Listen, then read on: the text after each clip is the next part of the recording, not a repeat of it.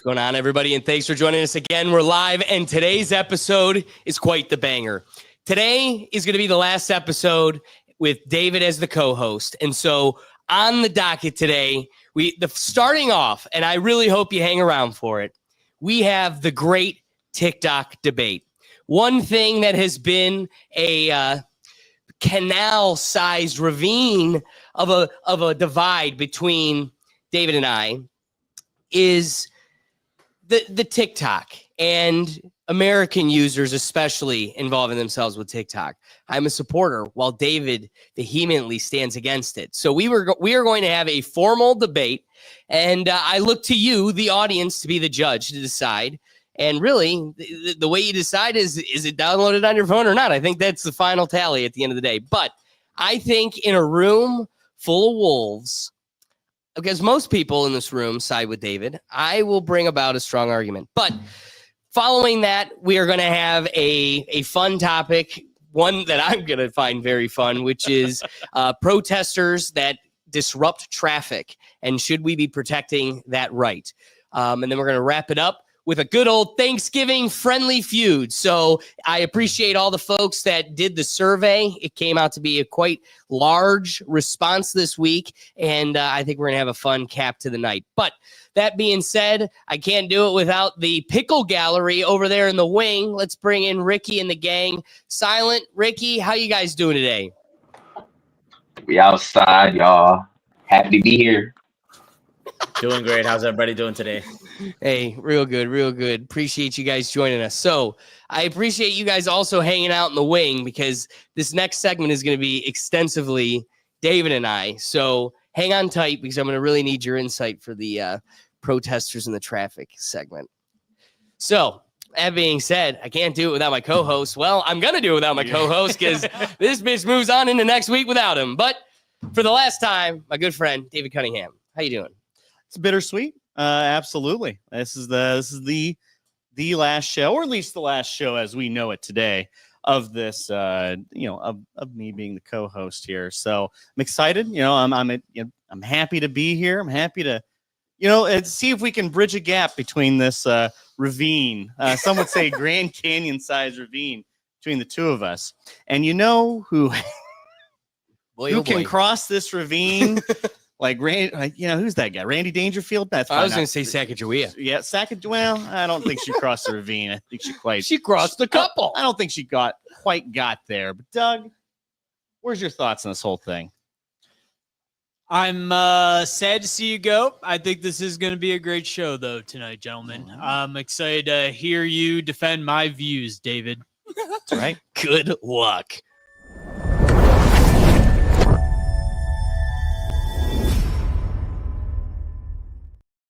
All right, so today's going to be, like I said, a formal style debate where we're going to give our opening position with about 15 to 20 minutes each. Then we are going to have a cross period where we get to ask each other questions. Then we will have a short rebuttal segment where we get to have about 3 to 4 minutes to say our piece. We'll have one last brief cross period, and then our conclusions. So the reason why we're going to allow this to be a little bit longer of a debate, normally the openings are about 7 to 9 minutes. We're going to go about double, about 15 to 20, simply because this isn't a competitive debate where we're trying to score on being quick, concise, and score intellectual points. I think, and that's the beauty of a podcast, is having this ability to flush out the topic in its entirety. So my position is we will have the opportunity to hopefully get as close to truth as possible. And that's for you, the user. I'm not trying. This guy's wearing a clown nose, so I am not trying to convince him. But if I can compel some of you out there, then it's all worth it. So I am going to start with a 15 to 20 minute opening. All right. And then David will get to present his. Now, him being second, he will have an opportunity to also address some of the points that I make. Okay. So, I might not need that. The calculator might want my stopwatch. Okay. So for today's resolution, we are going to be debating resolved Americans should not use TikTok. I negate today's resolution that Americans should not use TikTok for 2 reasons. First, TikTok is the all-around superior platform. And secondly, these American companies that you so boldly champion don't give a shit about you or what is best for your society. So, my first contention being that TikTok is the all-around superior platform.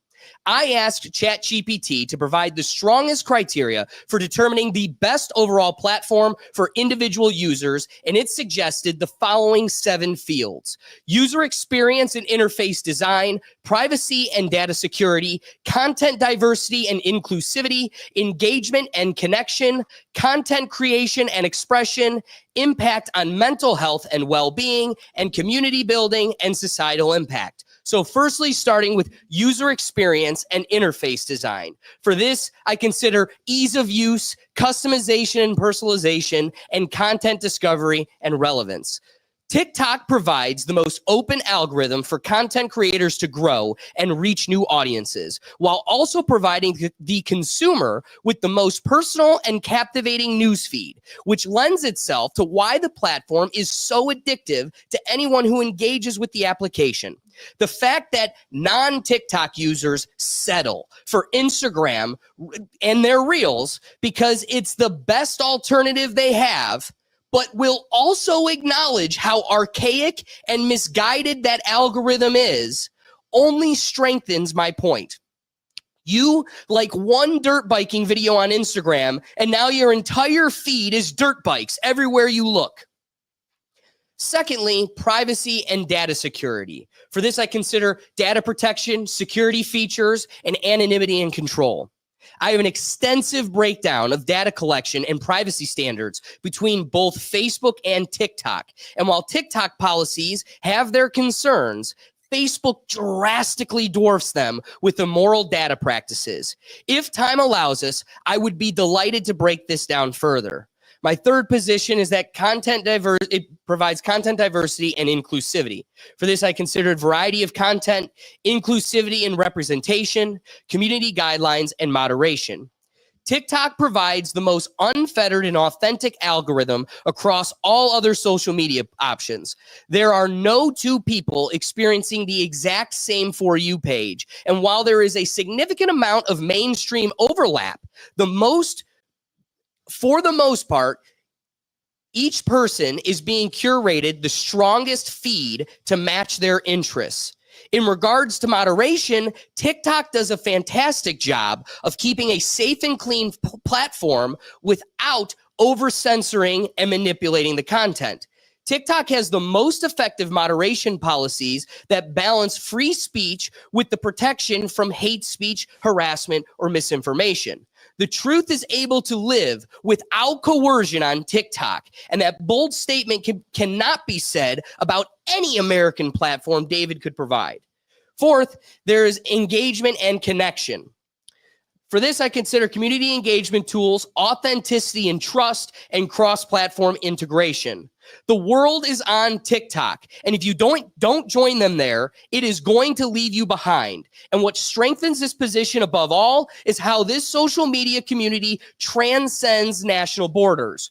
We are all experiencing each other's culture, learning from the different perspective of each other's relative news, and building a global community together. When we play the game, Are You Old Yet on this show, and you quickly realize how out of touch you are from the modern trends, just know TikTok is where they began and flourished, and you're just waiting for this to trickle down and meet you at your Reels and your Shorts. The most egregious example of this is the chill guy meme.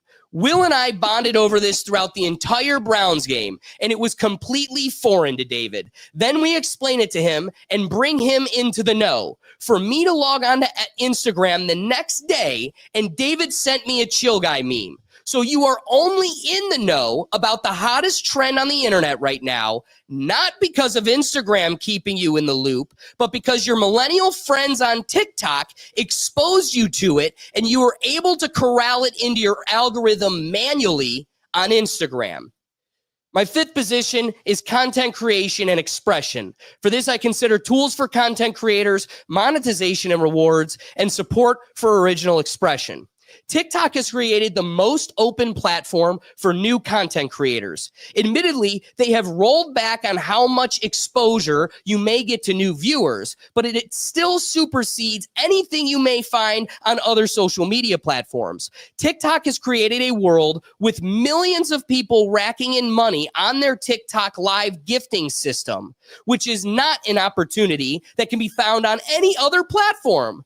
But then the evolution of the TikTok shop has opened the door to significant monetization opportunities for all users.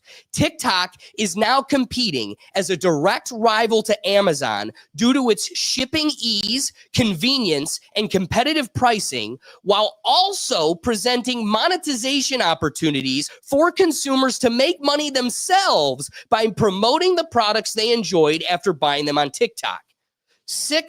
The sixth point is impact on mental health and well-being. For this, I consider encouragement of positive behavior, time management tools, and support for well-being. TikTok knows that they are so superior at keeping users engaged with their platform that they are the only platform that has embedded safety measures and time management resources into the system to protect the users. After an hour of scrolling, a video comes up to tell you to put down TikTok, go drink water, and take a break from the screens. Can my opponent name a single company that has anything like this? Additionally, an old concern that was often raised by the ignorant public was that TikTok has a different platform for Chinese users than the rest of the world, promoting education and health domestically while causing disturbance internationally by promoting propaganda and mindless content. This has been entirely debunked. Not only does TikTok have a separate news feed for science and learning, but the numbers have shown that en masse, this is almost entirely ignored by our ignoramus American public. So it's not that TikTok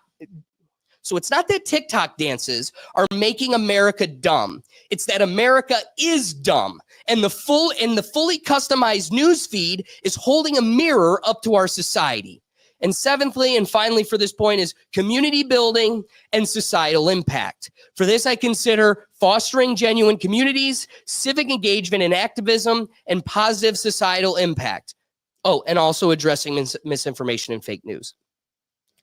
Finally, and most importantly, TikTok is the most transparent and free broadcast of information and news. Beyond Doug, I am by far the most up-to-date on the daily trending news, and I attribute it entirely to TikTok because it is a decentralized avenue for information. Independents are able to get the word out before the national broadcasts are able to in the later evening news or even the next morning, depending on the time. And because the source is coming from independents, they are coming from sources that lack the direct financial incentive to push an agenda or twist the facts. Plus, you get the healthy balance of all the perspectives, which no news network provides anymore. I drive this entire point home with one major example. The chemical spill in Springfield, Ohio, was only addressed by our federal government on the national stage because of TikTok and TikTok alone. The people on the ground were being gaslit as they were reporting for days that there is a chemical spill. And not only was it being ignored by bureaucrats, but also by the corporate media pushing for silence on the topic. The story gained so much momentum on TikTok with users across the country demanding action that the past president who was removed from office, Donald Trump, capitalized on this opportunity to highlight the failures of the media and the bureaucrats who represent us by going to Springfield, Ohio, and reaching the people directly. It was this move by Trump that compelled our Nancy Secretary of Transportation to get out of the male birthing hospital bed and go to Ohio and take care of the people. Now, the government did nothing and still left the people of Ohio out to dry. but at least it couldn't be ignored anymore, which was the status quo for information distribution until TikTok. This kind of sounds like a recent story in Ohio where the lovely tropical folks are eating the neighbor's cats, but that's a story for another day. Now, my second and final point is how these American companies that you so boldly champion don't give a shit about you or what is best for your society. The point that TikTok should be avoided solely because it is a Chinese-owned company is severely flawed when considering the broader landscape of global tech companies, especially those in the United States. The argument against TikTok, based purely on its ownership structure, overlooks several critical issues. For these, I have 6. Firstly, corporate priorities are globally aligned with profit, not national loyalty. Go ahead and ask the NBA. The core function of any corporation, whether based in the United States, China, or anywhere else, is to maximize profit for shareholders. This means that regardless of where a company is headquartered, its primary loyalty lies with its stock price and its financial performance.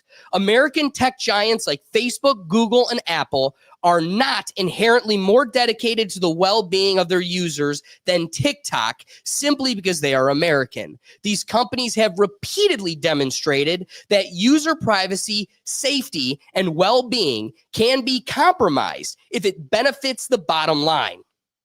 For instance, Facebook has numerous scandals, which I have an extensive list on reserve if we need to reference it.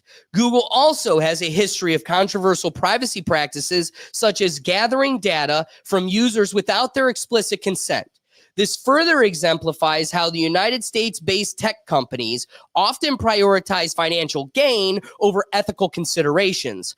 Apple has also been critiqued for labor practices and for locking customers into its ecosystem primarily to increase profits.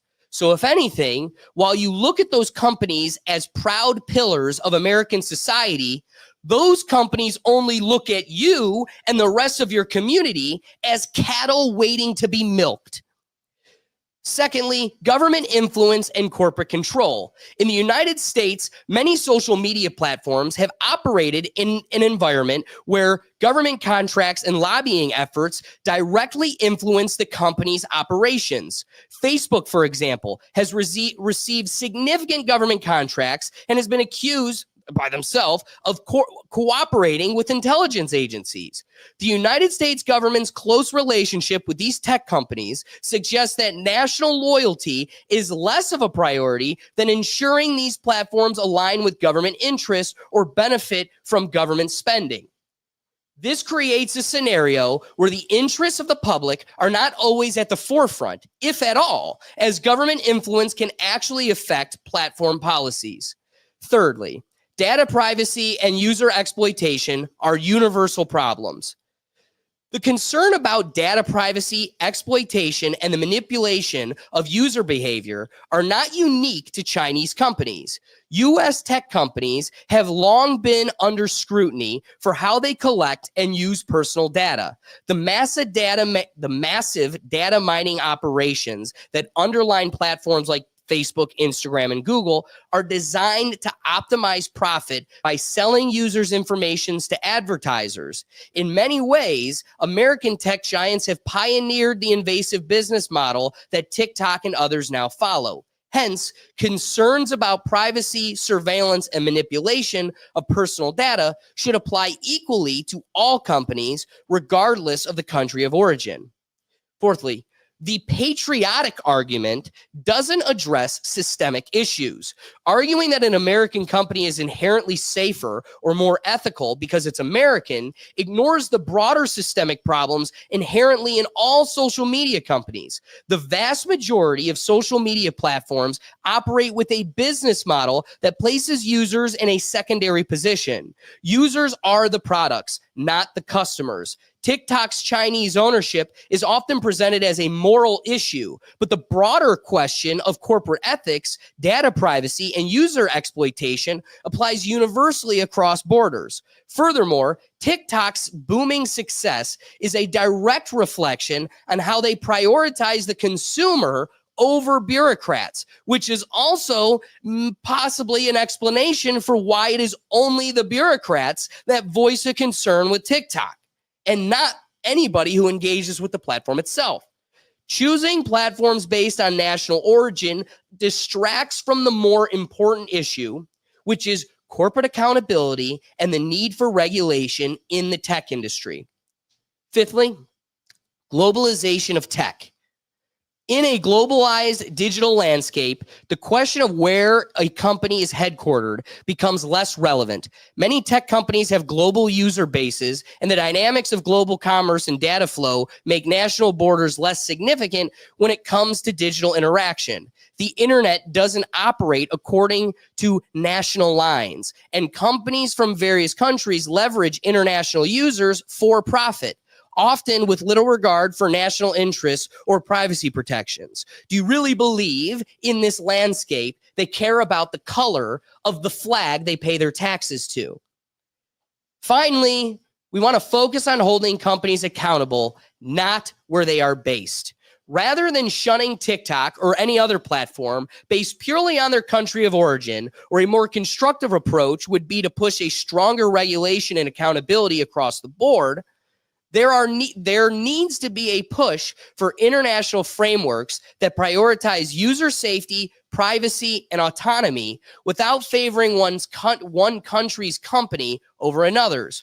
Holding all companies to the same ethical privacy standards is more important than focusing on national origin. In conclusion, the argument against TikTok based on its Chinese ownership is weak because it overlooks the broader, more systemic issues in the global tech landscape. Whether a company is American, Chinese, or based elsewhere, the focus should be on holding these companies accountable for ethical practices, privacy, and the impact they have on users. None of which you can cast any of these violations on TikTok. We have a track record of experiencing it with these other platforms. The loyalty of a user to an American company should not cloud the fact that American tech giants have often prioritized profit over public interest, just as any global tech company would. Instead of focusing on nationality, it is far more important to critically examine the practices of all social media companies and demand better regulation and transparency from all the platforms, regardless of where they are based. And if China mining my data is such a concern for you, then demand more from Facebook and Twitter as to make them meet the higher standard and compete in the free market, rather than eliminating the competitive platform altogether like a mafioso. And now I pass it to you. You pass it to me? Okay. You had some good points there. I cannot lie. But we do have, I have a kind of a three-legged stool approach to my arguments here. Wobbly. The addiction of delivery, the enshittification of the internet, and data and privacy, a bit more simply. Let's start with the last spot first, since I think it's probably going to be more relevant to your closing case. So, data and privacy. Yes, TikTok is owned by a Chinese conglomerate, and there is some issues in which that can be derived from the inherent ownership of that. But I think my broader issue to start with is this is yet another social media app that we as a society have to download to stay up with various trends, various things going on, you know, your favorite celebrity. You have different content that is only exclusive through that app. And if there is something that is of within your niche that is on that app, well, guess what? You're there. That is yet another app I have to download. That is yet another source of my privacy and data being breached, along with, as you eloquently put, all of my other social media apps in which I do participate in. However, with that collection, they do collect as much, if not more data, but they don't necessarily do it regularly. It's not quite the same as the way Facebook does it, Instagram does this, Twitter, YouTube. However, the problem with this specific method of data collection is within the terms of service, TikTok does have, they send crawlers throughout all the websites in which you visit, all the apps in which you visit, and then they get access to that particular set of data. Also, there is within the terms of service a key logger in which it logs like whatever you're typing down. That's not necessarily unique to TikTok, but where it gets a bit more crazy is it does have a Trojan horse in a part of that code. So it's allowed to put different code on your phone, and it doesn't necessarily mean it's going to use it right away, but it can use it within the future as it sees fit within new features that come out. That is specific and unique to TikTok in itself. And I'm sure other social media companies are going to copy this and use this same method. So with it being a pioneer in the space and its popularity approaching critical mass, definitely has an issue, definitely does raise concern with that very specific type of data logging. But going back to some of the other points here with data and privacy, so the Chinese aspect of it, it's not inherent to China, it's inherent to a hostile foreign government. It is a cybersecurity risk because we can load code. There is Trojan horse ability within the download of that app. They do have the opportunity to influence opinion since it is algorithmically controlled. It lives and dies by that algorithm. They have the opportunity to influence, and because it is controlled by a hostile foreign government, there is opportunities for that control to be enacted amongst any country it deems fit. Not necessarily the United States, but within any other country that uses the app in itself. So just because it is, and excuse me here, because it is a Chinese company, we cannot hold it accountable in the same way we can hold other American companies. We cannot necessarily hold it to, you go to the United States Supreme Court, or not Supreme Court, to Congress, to the Senate. Hearings of that nature aren't necessarily as effective because this is owned by a foreign national. It can't just, doesn't have the same type of data protections, doesn't quite have the same type of law-abiding citizenship that we would have with our particular on-soil American companies. Also, IP infringement. As we've seen a track record with the Chinese, they're not necessarily careful about copying and using our own intellectual property, our own code, our own unique aspects of these, popular media, pop culture, music, what have you.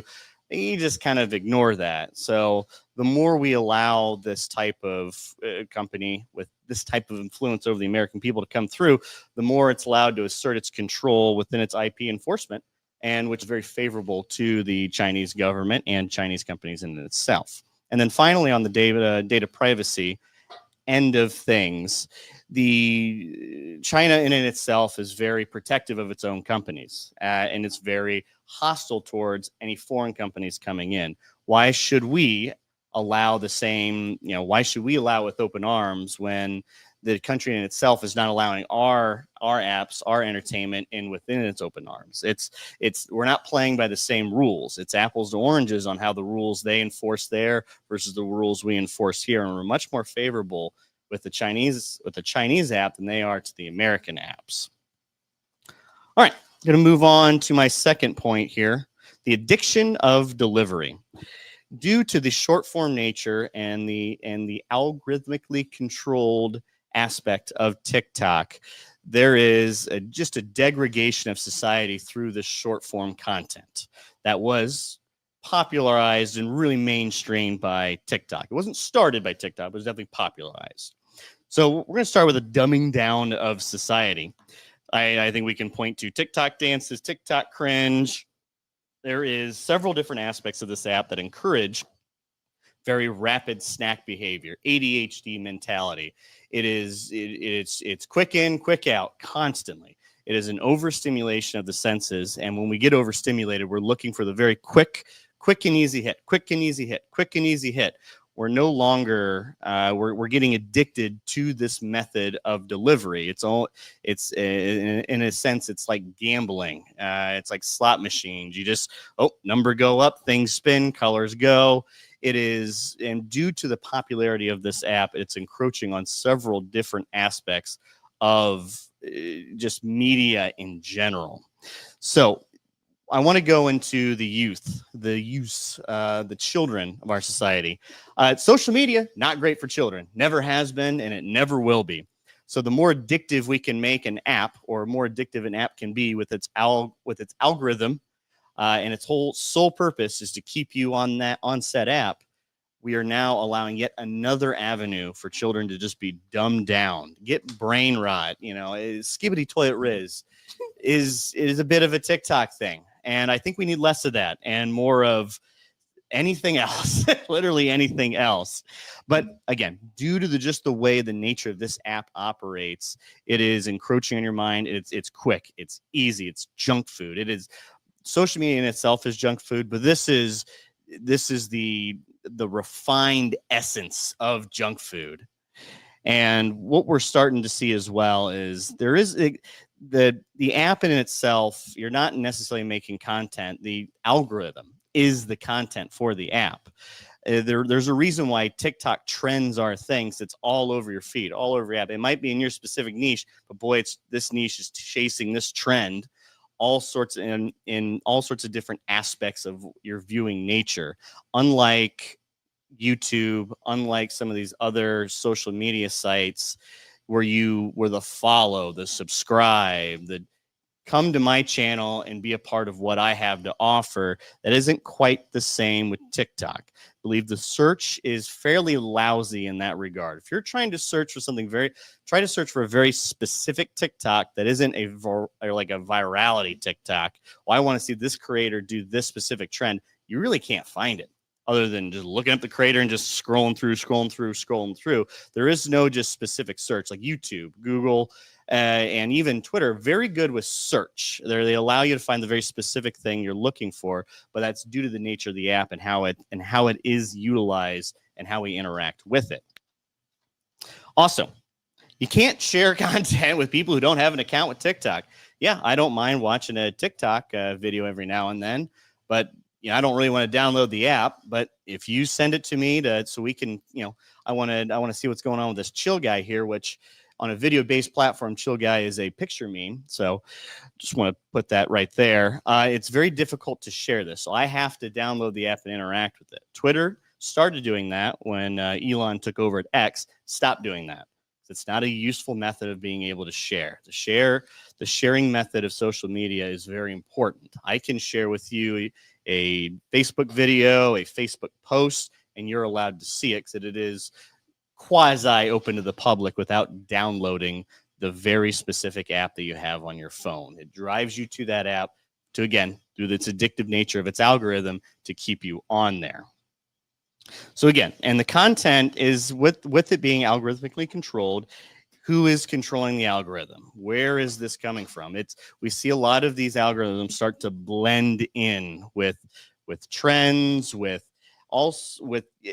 how whatever's going viral, people copy that and move on, and eventually it starts encroaching onto whatever niche and hobby you have. I'm into motorcycles. Eventually I'm seeing the chill guy meme, or I'm seeing something very unfamiliar with that regard based on some very immutable characteristic that I looked at for one very specific video. It likes to catch on to trends a little too quickly. It's not slow enough to let you immerse yourself in the content you're looking at. It's very specific, and it wants to keep you driving to the next thing.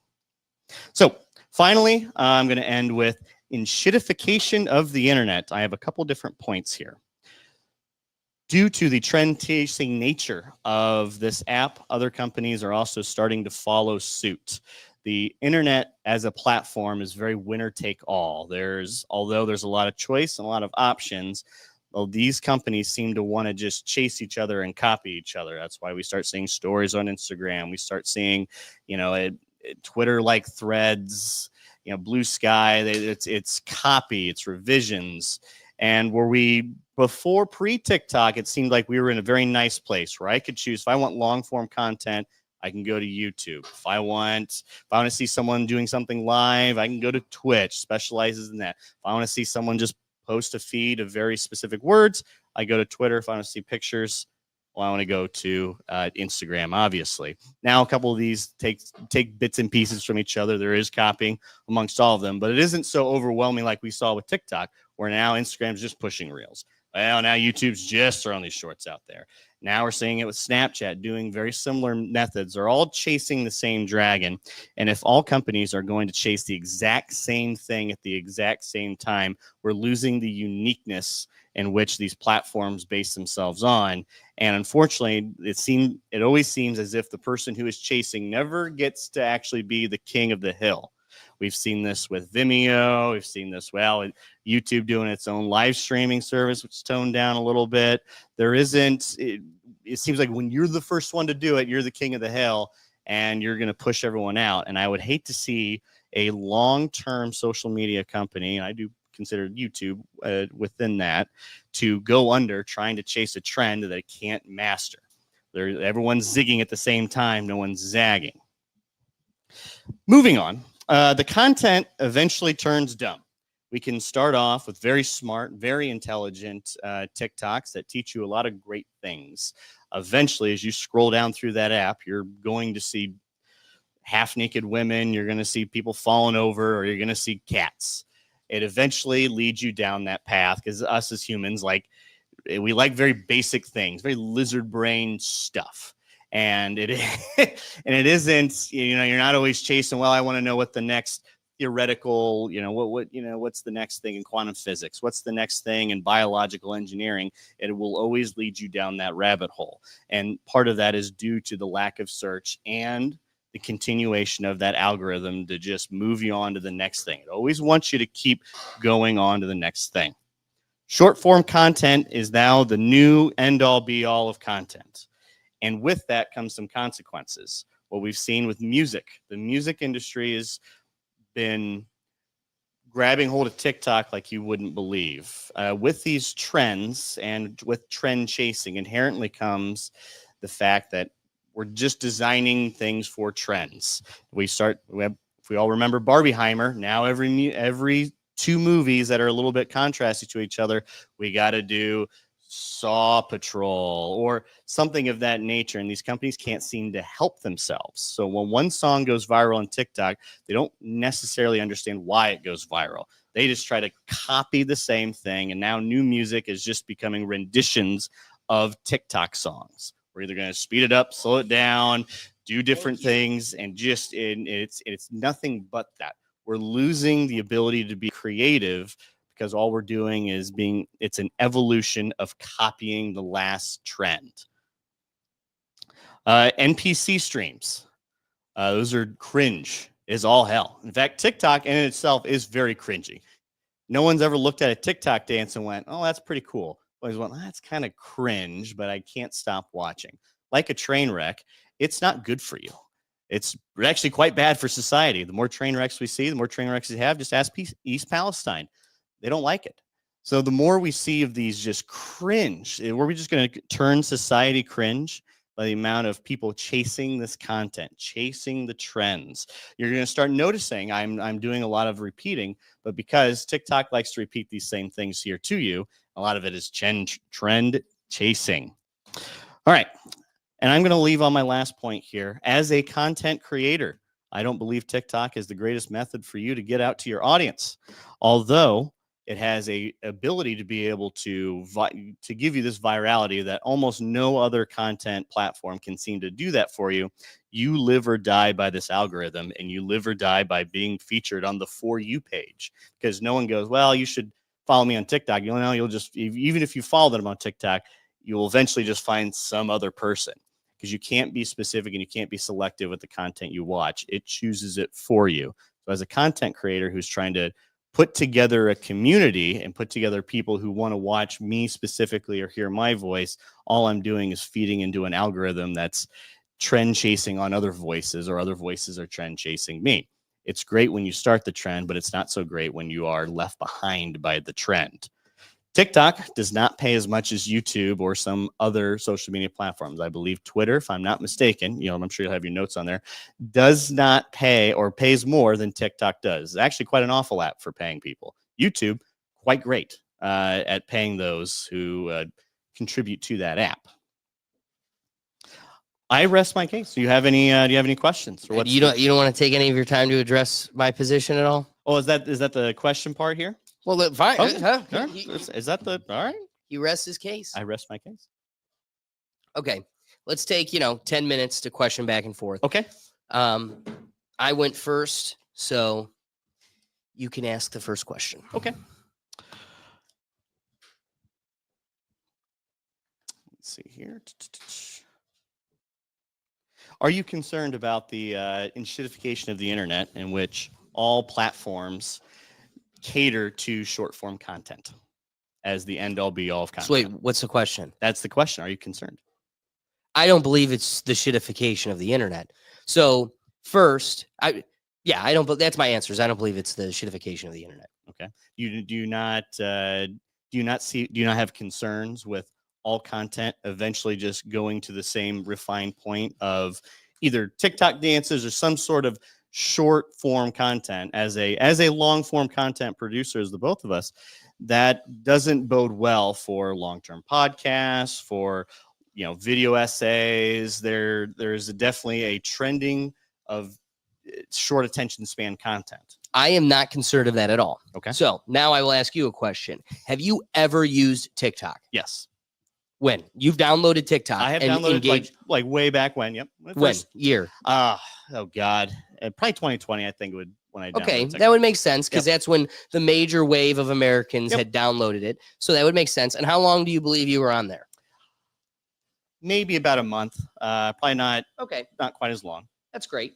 I can appreciate that. Are you aware that TikTok promotes beyond any other video? Like, did you know in their algorithm, if you're going to do a minute video, you're better off doing a minute and a second, 61 seconds, versus 59 seconds or 60 seconds on the dot, because TikTok promotes long platform videos beyond anything else. That's where they're trying to take it. So they have promoted 10-minute videos beyond most any other video. And that, coming from the content creator side, you get really entrenched in this world. But then, are you aware that the average length of a popular TikTok video in the For You page is 3 minutes?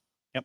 Do you consider 3 minutes long form content or long form in relation? I definitely think it's long like form, Vine? considering Instagram for the longest period had never had the ability to exceed 60 seconds. In fact, they didn't even decide who was a platform probably a decade longer than TikTok. They didn't decide to get to a place where they go beyond a minute until TikTok started competing in that realm. Because just like the Rethink Tank, most people would rest on the position that long form is where you get the most fruits, and you can't really get much truth or depth in a short form content. No, I agree with that. However, the TikToks that are trending and the TikToks that are shared are very short form content. Are you aware that TikTok is in 2024 far from the same platform it was in 2020? Yes. Now, I I'd still am be aware an of that. advocate. I am. So what are some of the changes since you're aware of it? Some of the changes. Yeah. Well, they started doing live. I know that. That's where the NPC streams came in. That was a big thing. You can start paying through the NPC streams, pay with emojis or fruits or what have you. And that's what, made viral, caused a bunch of copycats, allowed people to, again, dumb down society through a very specific gaming of a system. I am aware of that. Yes. Okay. So let me ask you a question, All right. totally separate from all this. Okay. Theoretically, Theoretically. this is just a constructual point for us, something we could Yes. ground ourselves on. All right. Theoretically, if I had a community where I'm selling cookies, and I choose cookies because, let's be real, go down the cookie aisle. There's hundreds of different cookies. Yep. You could get an Oreo, you could get a chocolate chip. There's really every type of brand making just that same chocolate chip. So much variety, so many options. Correct.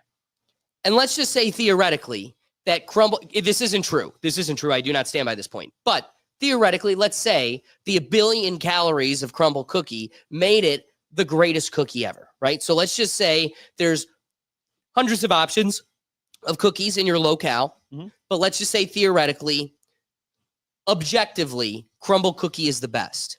Okay, my question for you is this. Does the virtue or value of crumble cookie change it all based on how many other options there are? The virtue of value. I don't know if you can put virtue on with the. It's goodness. With the, It's goodness compared to the measurement of cookies. Good on a scale of good to bad, crumble cookie lies the best objectively.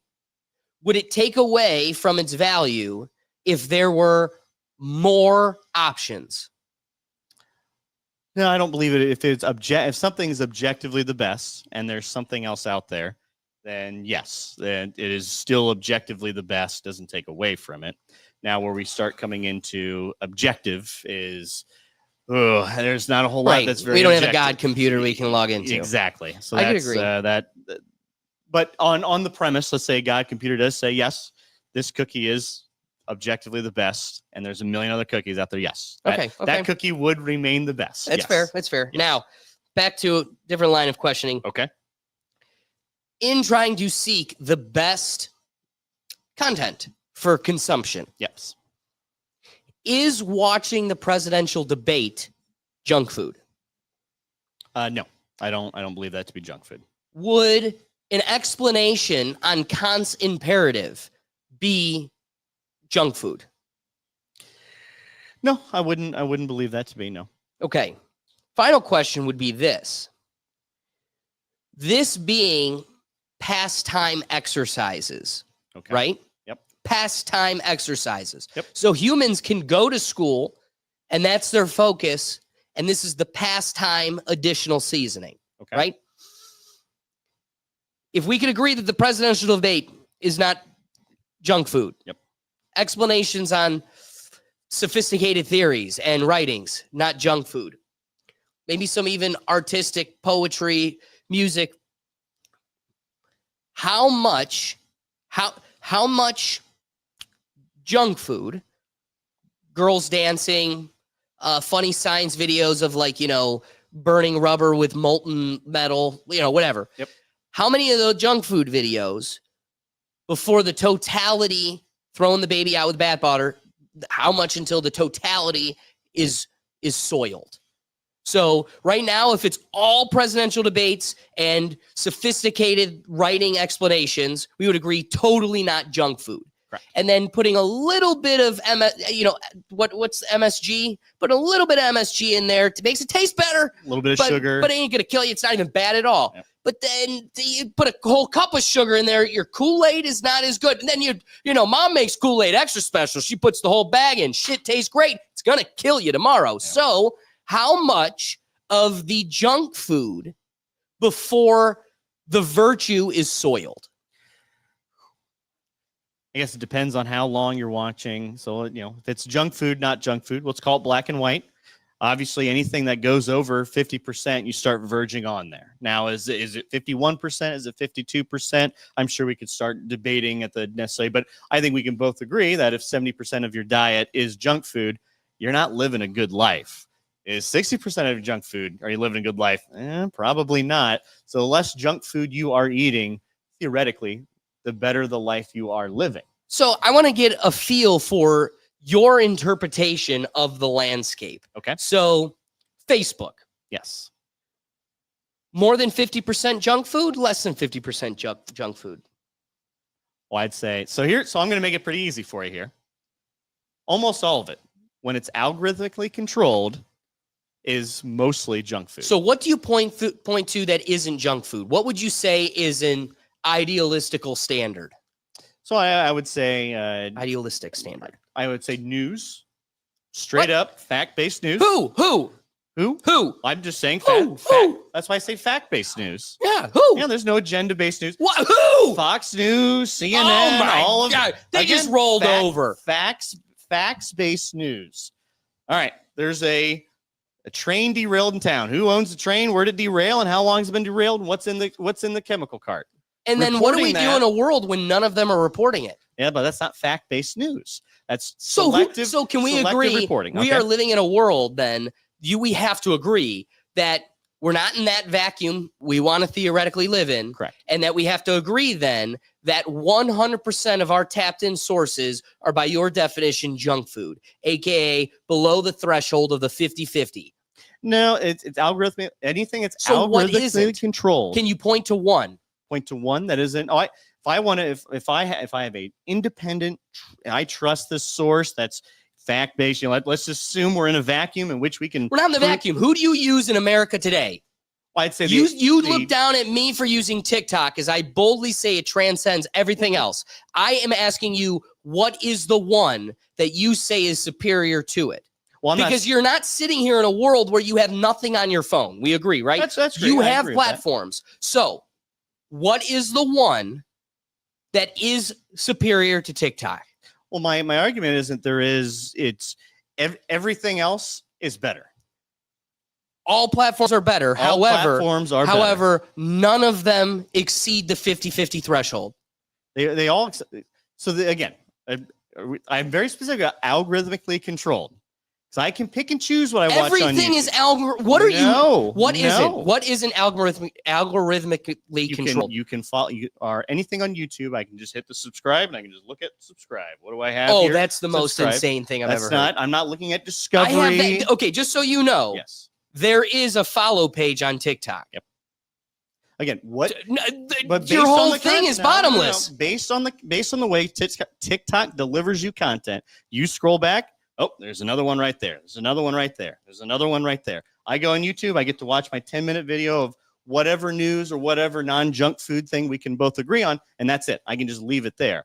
I get to be able to control the way content is introduced to me. TikTok, scroll. Yes, I can stop using it. I can just No. You do realize there is a random news feed. Yes. The For You page. Just next to your followers. Yes. So all of the people you follow, you intimately follow, exactly like Twitter's feed. Yep. There is the open feed, and then there's who you follow.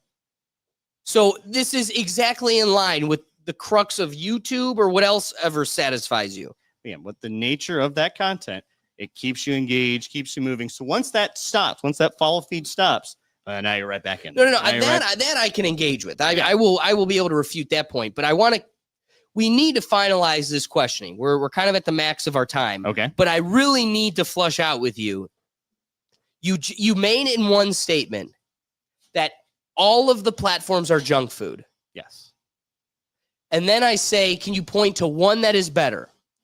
And you say all of them are better. Yes. So I get to engage with it a bit differently than I do with TikTok. Again, what makes TikTok specifically bad is the method of delivery in which it addicts you to keep going, keep moving around. All social media wants to keep you around as long as possible, but not all social media is quite as addicting as TikTok is because of that short form content, because of that short memory span, that ADHD, something new, something shiny. Okay. And now that it's where other content and other platforms, I get to choose how I engage with it. I have more agency in the way in which I control it. All right. You get to go first. You could take up to 10 minutes to address all my points and anything that's been raised. So you can start your refutation. All right. So when we go into American companies don't care for you, don't care about you, don't engage with you the same way. I would also point the same exact finger with any Chinese conglomerate, with any foreign company. I don't believe does Google inherently care about the way that I feel and how I use a platform and go throughout that? No. Do they care any less than a Chinese conglomerate? Probably not. Let's say maybe they might care 1% less, if that. However, I am able to hold that company accountable. I'm able. I do, since they do business or they have headquarters in the United States. Their shareholders are, for the most part, majority Ohio or United States holdings, and you are allowed to hold those accountable. Is it a tough hill to climb? Absolutely, but it is a hill I can climb. Try prosecuting someone in China. It doesn't quite work the same way because the way we govern and the court system and which our rules are here are not the same in which China does their rules in violation. Again, any popular app that goes in China to the United States has the same uphill climb. So they're both where we are playing apples to apples, in which that case. But when we popularize a foreign app, Chinese app, a malevolent government that's not exactly for the people, that's when we start seeing issues of trust. And I inherently don't trust it, because all data eventually goes back to their system in China. What are they doing with the data? I'm not really sure. At least with public conglomerates, there's earning calls, and you kind of know what they're doing with the data. Okay, are they 100% truthful? 100% honest? Maybe not. I'm not 100% trusting them, but I do inherently trust them more than a foreign national. Absolutely. The fact that you go that the algorithm is better, I think the algorithm is quicker at getting you new content, new videos. It's that swiftness in which it's moving towards you. Yes, the algorithm is pretty good at understanding what you like. However, it doesn't allow you to marinate, doesn't allow you to savor. It just moves you on to the next thing you might be like. And next thing you know, you might find out you're gay, which is a little concerning. There is an epidemic of people finding out they are gay due to TikTok. If you haven't seen it, go watch TikTok. You'll eventually get there. Which there is some. I think there's something necessarily to be said about how invasive that is and how exactly they get some of that data, because it's data upon data, and the more people that use it, the better they are at turning those algorithms. So that's it. Do we necessarily want that as a society? Do I want an app to know more about me than I know about myself? I'd probably not. No, I like to live in ignorance in which I know enough about me that's pretty cool. Anyway, on to some of the other topics here. I got a little bit of time here. So the fact that you're the discovery, I sit here, I just don't agree with the discovery. I think we're conflating quantity of video and quantity of things you're looking at versus the quality of things you're looking at. I would venture to guess that the share versus pass-through ratio is quite high, in which you are sharing a lot less videos than you're passing through. If it's 100 to 1, that might be a pretty good. That might actually be a pretty good conversion rate, where I think it's probably going to be more like 200 to 1, 300 to 1 of anything that's quality. You see a lot of slop in TikTok. If you look at several TikTok compilations, there might be one or two within a 30-minute video that are actually worth, okay, all right, there's something there. There's some talent. And I believe these content creators that are chasing this content, it's not making better content. It's just making more content. And eventually one person's going to like it. And maybe that one person influence is good enough to get other people to just look at it. I point to like Hawk to a Girl. Is that necessarily like quality content? No.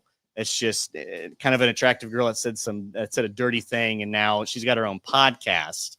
So this is again, and why do we like it so much? Because we're just dumbing down America. We're just dumbing down these individuals because of this rapid form ADHD style content. Isn't she better than the Cash Me Outside girl? Well, at least just keep going. I just had to. She can. Yeah. At least she can rap. Hawk 2 Girl can't rap. That's Listen true. to a Catch Me Outside girl. She can rap. She's actually decent at it. That it's decent in other ways. Yeah, well. But again, see, once we, what are we basing that off of? That's off junk television. That is junk television, and that is pervasive. Once we started seeing television go to, reality television, quality of television got worse. Once we started seeing movies go into Marvel superhero movies, quality got worse. We started off high. There's always a high point, like, oh yeah, the original, original Housewives of Orange County or whatever. That was actually pretty good. First couple seasons, Big Brother, pretty good. Now we're on Big Brother like 50. We need to, at what point do we stop? As what we see with social media algorithms, we're eventually going to start off on a high point. And once we hit critical mass of market base, it gets worse. This happens with everything. If we remember early Netflix, that's all anyone ever had. It was good. There was some quality stuff on there. Now you look, it's we're just repeating the same old stuff, or we're just getting every new show is just a rendition of the last trendy show that was before it. We see this with Uber and Lyft. Used to be very cheap. It's very easy to get around. There's a lot of riders. Now it's not quite the same. I fear with the way we are encroaching the short form content, it's going to push out all other forms of content and then become it's gonna make all other content worse, or it's gonna make viewing this content, hey, every 2 times we're on TikTok, well, every 2 videos they get an ad, every 3 videos they get an ad. We're eventually gonna hit critical mass on the point where this just all sucks all the time. And because we're just the most popular thing at the time, we're now this is now ramifications to the future. So if we stop using it now, we can stop it. We can get rid of it and we can just go back to the way things were. Is that realistic? Probably not. But if we slow it down, we're in a better spot here with more intelligent, less addiction-based content. Let's see here. Let's see my other notes. Burning time. You don't have to burn time. If your if your argument is that lacking, you could always just hang it up early. So you point on your spot that in TikTok I can buy merch, or I can buy shopping on TikTok, which is just another avenue for I make this parallel with like Temu. Is Temu better quality stuff than Amazon? No, it's just cheaper.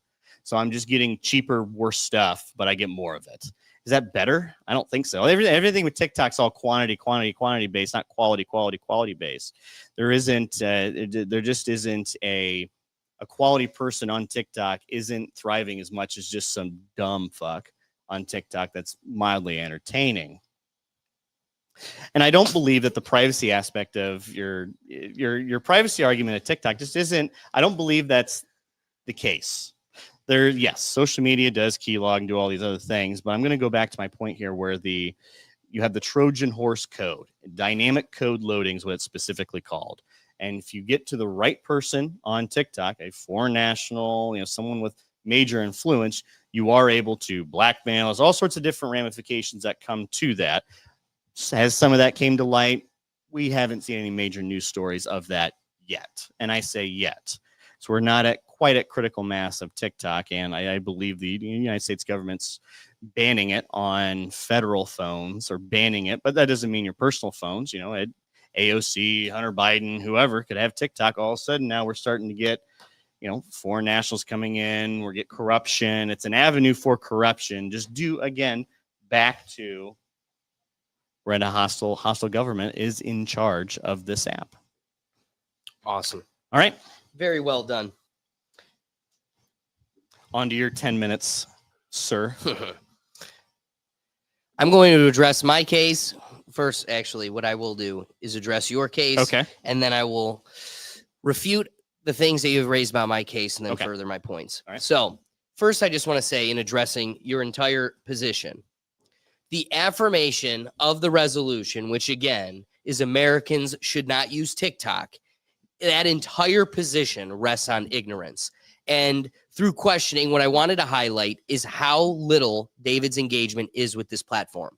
And so a couple Reddit comments does not truly build an argument for him. So looking at TikTok itself, I asked you how much have you used that platform. To my surprise, you actually have used it, but it was only to the extent at which you used it for a month, at a point at which the application was still at its infancy, at least in relevance to, or in relativity to how it evolved. It is so much further beyond what it was in 2020. However, I would still stand by the point that it had immense virtue and value at that point too. That point being, and I don't want to just belabor this point, so I hope not to have to mention it too many times as we close this debate out, but I want to reiterate that it's not that TikTok dances are making America dumb, which again, this point my opponent failed to address entirely, but it's that America is dumb We acknowledge that on a weekly basis on this damn show. And the fully customized news feed is only holding a mirror up to the reality of our society. That is the truth, because I know wholeheartedly what I'm getting out of TikTok is very different than many, not most. And truthfully, you'd be surprised how many people have made a career out of simply curating and or creating educational content. So that's all they are doing. Like your news feed, we'll get to the points as we did in questioning about how much junk food needs to be in a virtuous news feed for it to be thrown away entirely. And I would agree, my gut leans on that 50-50 balance. The second it becomes majority junk food, it's majority bad for you and you should be getting rid of it. And I am wholeheartedly making the position that your whole argument is coming from a place of ignorance when it says that TikTok itself is mining or creating dumb minds, because it shows that you haven't engaged in the platform since it was, admittedly, it was just TikTok songs and dances. But another point that strengthens the value of TikTok is how record labels have lost all of their power, where they used to have a total monopoly over an industry. You had raised, and I wrote it down, I was appreciative that you reminded me, that TikTok has become kind of like the head honcho in the marketing, in the music industry. And now record labels that have dominated the industry have to bend the knee to TikTok to play ball and keep relevant in the young minds of America. You bring up how TikTok is the shitification of the internet and that everything is becoming short videos. And then you continue to double down on that throughout your whole argument. Really, it is your whole argument. And the truth is, I just flat out disagree. You have nothing to support your position beyond a fantastical imaginary animal you created in your head. Your envision of TikTok is equivalent and or as tangible as a unicorn, because it literally isn't real. TikTok is predominantly 10-minute videos, 5-minute videos. Oftentimes, you will never get a video off the ground if it's 15 seconds anymore, simply because TikTok, like YouTube and the other platforms you have raised, their whole goal is to keep you there. And if I'm moving you to the next video every 15 seconds, that means I'm opening the door for the potential of you to escape every 15 seconds. So like any other brilliant social media conglomerate that's trying to keep you glued there, they have also evolved into a place where most of their content is extensive. And you came back with me and said, what, you say 3 minutes is a lot of time? I would say 3 minutes is a lot of time when I compare it to the entire industry that preceded it. TikTok is only the biggest platform in the world because it's filling a hole that the entire community adopted, which was Vine. And they didn't exceed 6 seconds. So the same shitification you pride yourself on probably was on your phone. And even if it wasn't, it doesn't take away from the value of Vine, because it was the biggest platform, period, because it still holds that place in people's hearts, and it hasn't existed in their pocket for a decade. So the point is moot when every single, you can't, but beyond YouTube, because I'll give you YouTube, but YouTube is shit. Hence why it isn't even a part of our conversation. Yeah, take that to the algorithm. I'm already in jail, so take it, YouTube. But I only say, notice how YouTube hasn't even been a part of the conversation beyond you pointing to it for long form. I'm telling you, you don't go and watch YouTube videos. You might need a YouTube video to figure out how to fix your wash machine, but you scoff when Kill Tony's on when we come in. I'm telling you, that's a 3-hour video. So I will admit, there is another platform where you could find long form media.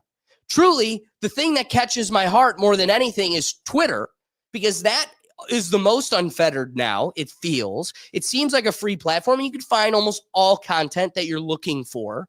But what you criticize TikTok for is a mindless ADD platform where you just keep scrolling through nothingness. But it has a special place in your heart because it can be algorithmically curated by you. They are your followers. However, TikTok is the exact same, where I can have a page of only my followers, and I could toggle back and forth between that and the random news feed. Why this is more virtuous over Instagram or Twitter is because Twitter, I can't have a raw, naked feed of just my people. I can have a feed that's predominantly the people I follow, but it's got a lot of people that I also don't follow. Instagram did the most deceptive, most devious thing a platform could do, which was they moved away from the timeline newsfeed, which allowed you to see everything you follow in order. You could catch up or go back to, and it would tell you you're all caught up for the last 3 days. Then they got rid of timeline and just made it curated. And then it slowly evolved to a point where you're seeing about half of the videos, pictures, and images of the people you follow. And more than anything, you're getting sponsored people you don't even follow. And on Instagram, there's nowhere for you to go find a raw feed of just your folks. And Instagram needs to be the crux of this debate because Instagram is the closest competitor as an alternative to TikTok. And they just drop the ball, come nowhere close to it. If we can manage an entire company in its inception through Instagram, folks in Canada and in Nantucket and us here all communicating through Instagram, and that becomes your predominant source of information and connection, how can you then fail to address my strongest point, which is that Instagram has the most filtered newsfeed, is significantly more intrusive in regards to data mining, and we will directly address that in the next cross. And finally, Instagram, it being the closest competitor, you failed to address a point that all Instagram users have intimately adopted, which is that Instagram, you like one thing by accident, a funny duck swimming in the pond, and holy shit, now all I got is duck videos. That is a huge failure of Instagram's algorithm, and it's because they haven't figured it out. They don't have the secret sauce. TikTok has Ed's secret sauce. That shit is crack. It is exactly what you want, and I have never once felt lost in the weeds, and I have fully found a source of untapped information if I choose to curate it. Sorry, you want to address TikTok Live NPCs. Like anything on the internet, that was just another funny trend that has fallen by the wayside. A year ago, so here's where I'm at about the pathetic reflection of how it is become digital panhandling. And while there is still a market for it, most of it, I think it's a sick reflection of the consumer more than it is the person. They're just dancing. They're getting paid. They're dancing like a monkey. But the sick appetite of people that like poking and prodding and making people dance, that's the sick element. And fortunately, it was new. It was a novelty. So when it came about, there was a consumer base. But that has quickly dwindled. And while there are a few personalities that dominate, they're only dominating anymore because they're on Kai's live stream and they're not getting the rolling following that they had gotten in the past. So what you point to is a fad that could be found in any other social media, and it doesn't deny that it's severely outbalanced by all the other fruits of information and education on the platform. And you know, we're getting close here, so just to quickly address, you say it's not a better algorithm, it's a quicker algorithm. And I just need to address the fact that I boldly disagree. And if I haven't made it clear enough that I think you can only hold that position fantastical like a unicorn because you are still ignorant to what TikTok has become and truly is. So now we need to get to our final cross. Okay. So I will have the first question. Okay. My questions for you begin with, Oh boy. how do you know about the intrusive TikTok user agreement? Like, how do you know how far its intrusivity is or how intrusive it is? I have read about the terms of service on multiple different news sources, comments, feeds, what have you. Government officials. What is your understanding? You keep bringing up the Trojan horse data collection. Trojan horse, yes. If you look into, so there was, I don't have it in front of me. Well, so I just want to ask you, Yes. you have presented it or advertised it Yes. as a method coined by TikToks, used only by TikTok. I wouldn't say coined by TikTok. It's a method used by TikTok, almost exclusively by TikTok. Where do you get the point of exclusivity? Uh, Have you engaged with the Facebook user agreement to the degree you have TikToks? so the Trojan horse wouldn't necessarily be a terms of service type of. Well, so my Engagement. position is going to be in disagreement with you Okay. that the Trojan horse data collection is a term used by the field. It isn't something that they, as you also agree, they didn't create through its inception. It's a practice that has existed. And this is the classification of it, Trojan horse data collection. Well, specifically, it's dynamic code loading. Would be it. Trojan horse is a method in which it's a simplification method of it. Exactly. So dynamic code loading. Yes. What is it? What code is it taking? You lead it to you. But it's not taking code. That's it. It's not taking code. Dynamic code What is it loading. recording? It is loading code in there for later use. It could be for said Trojan. And that's why I use the phrase Trojan horse, because once you load the app, loads code, and then code could sit here, do some different things. So it could key log into other apps, key log into other websites. I understand other apps do that. And that's not necessarily the argument. They're a little worse because not every app does the dynamic code loading to the degree and to extent in which TikTok does. Where it comes into a national security risk is now we start getting into major privacy data. Not just, did I go to Subway 2 or 3 times this week? It's, oh, what social security number do I have? Oh, what am I using for passwords? And in a government that's not exactly kind to its own people, let alone foreigners, is concerning. Or you can see where it doesn't take too many dots to connect to go, okay, oh, that's where my social security number went. That's where my banking information went. So there is a concern that goes along with that. So let me ask you about the ADD style of content that TikTok presents. You scoff at a 3-minute piece of content. So what would be a admirable or sufficient length of content that you would want to see on social media? Content that I choose. It all comes down to agency of choice. If I'm looking at 10-minute videos each, it's all. So let me ask you this. Okay. Do you have the ability on YouTube to search just by 10-minute videos? Yeah. There's a filter in which you can go. It's maybe not down to the specific minute minute, but there's anywhere from less than 3 minutes, 3 minutes to 10 minutes, 10 minutes on. You can filter through that.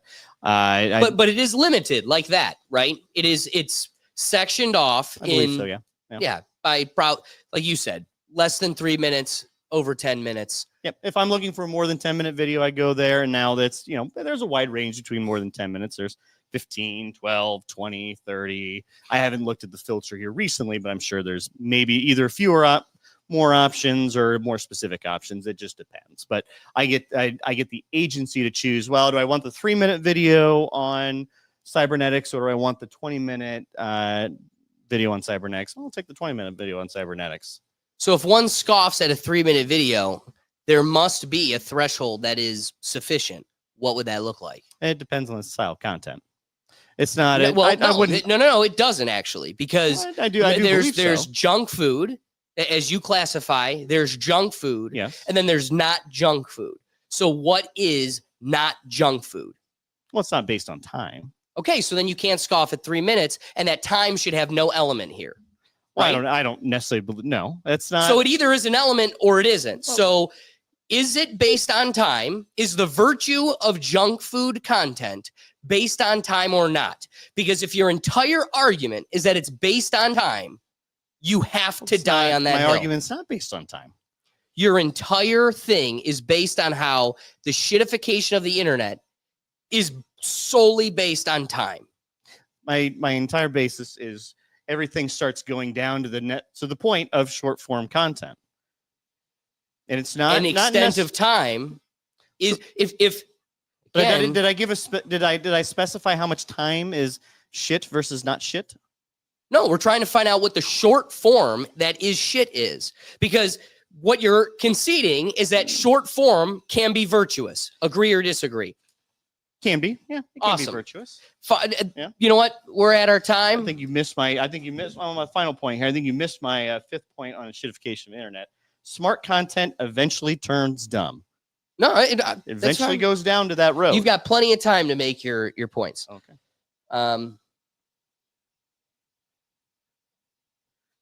Technically, I had first say, so you should have the final say. Okay. I'll have final say. Is this final say or my final question? This is our conclusion now. our conclusion. Oh boy. All right. Okay. Well, I'm gonna go first. and Okay, then you go because you're first. gonna have final say. And I'll final say. Hold on. Okay. We'll keep it at 5 minutes, I guess. Let's keep it short. Let's keep it short. The crux of my position is going to lie on exactly what I stated in my last position, which is it's not that TikTok dances are making America dumb. It's that America is dumb, and the fully customized newsfeed is just holding a mirror up to our society. I want to emphasize that in my first contention, that user experience and interface design is important. And with that, TikTok is the better algorithm. It's the most open. It has a clean and safe platform while also not tarnishing or diminishing truth and the virtue of its content. Your entire refutation of that position is that it's not better, it's quicker. But then your entire position bottoms out when you concede that time has no bearing on the value of the content. So you and I can sit here and both agree that 10 1-minute videos and one 10-minute video has no value, no basis on its value, and it's completely based on the content itself and how valuable the content is. And I will lay the rest of my point on how valuable the TikTok content is. As a content creator, I can get access to literally anything. There was a world where YouTube used to be, or was, and in its inception, unfettered, open to the people. The fact that I could actually, with my dad at like 12 years old, watch Saddam Hussein's hanging from a flip phone in Iraq, and that was on YouTube. And then now, fast forward, you can't find that to save your life. I could find you 20 of them at a bar in TikTok. If we're sitting at a bar, just to prove the point, I could find it. There's an element that I can't find on any other platform that TikTok has given me, which is green screen characters. You could take any movie, anything, any meme, and they have it on a green screen that I could just for free. This is things that people pay $15 a month on a major platform for. I talked about the privacy and data. It's unfortunate that your focus, because that's where the attention is in the media, your focus is at TikTok's Trojan horse data loading. And the data loading element is what's unique. And I will admit that is what is unique to TikTok, the loading. But I need to tell you, my position is that you are misguided and inaccurate in how Facebook specifically, but how the other platforms manage your data or mine your data compared to TikTok. You made a claim that TikTok follows you through other applications and other forms of websites and media on your phone. Totally inaccurate. That is actually the one thing that sets it separate from Facebook. There are severe mining data issues with TikTok, those being how it watches your eyes and your facial expressions to give you the perfect content. It knows when you're upset, when something makes you feel, or you're disgusted by it. It is watching your every move, and while that is creepy, it is what is making it the best platform. So I just want to correct the record for my position. It is that Facebook and the other platforms are the ones that follow you beyond their application, while TikTok does mine data in other unique ways. They keep it within TikTok. And it's also a very healthy platform. Something that you also left hanging on the tree was how TikTok is the only platform that has safety measures embedded on it. Really, because they know they're so darn superior. TikTok tells you, you've been on this for too long, time to get off, put it away, have some water, get some sleep. It promotes health. I want to get to your point that you made about the TikTok shop. And again, I double down and rest my case on the affirmations position is totally resting on ignorance. This is coming from someone who has never once interfaced with the TikTok shop. And so I know that to be the case. For you to actually compare it to Temu is laughable because, one, the concept of Temu is like a meme term, just like Ohio is on the internet. And the way TikTok looks down on Temu, it's laughable because you're getting high quality content and it's being sold at such a mass rate that it's getting you at a very low cost. You're not getting it for free. You're not getting $1,000 items on clearance, but you're saving a couple $100. You could get a brand new desk. I've watched people get like a $800 desk from TikTok. Shipping was reasonable. It's not free like Amazon, and it's absolutely beautiful. So, yeah, you're right. Well, we're going to take it like 6 or 7 minutes. What? Yeah. Sorry, I have points. I don't ramble. You brought about Facebook and every other platform. You said how I engage with it differently than the other platforms. And yet you suggest that it's the ADD style that's the problem. But then we agreed that the time frame aspect of it has no bearing on this. So you're dealing with a logical conundrum where half of your positions contradict the other. I want to rest my case on this. If you were somebody that was truly engaged in the platform, I would rest easy knowing that at least you have a full spectrum of this. Because government phones can't have the uploading of secret data, doesn't make it dangerous for our public. And I'm not, back to my second and final point, which was the strongest, left them totally untouched, which was why promote the American companies that have no concern for your well-being. And you say, well, China has no concern for your well-being. And I go, well, the whole point of taking the 10 minutes to talk about this was because it's an explanation that everybody in the market could care less about you. You have to care about you because the market only cares about the dollar and it will exploit you in the wake of it.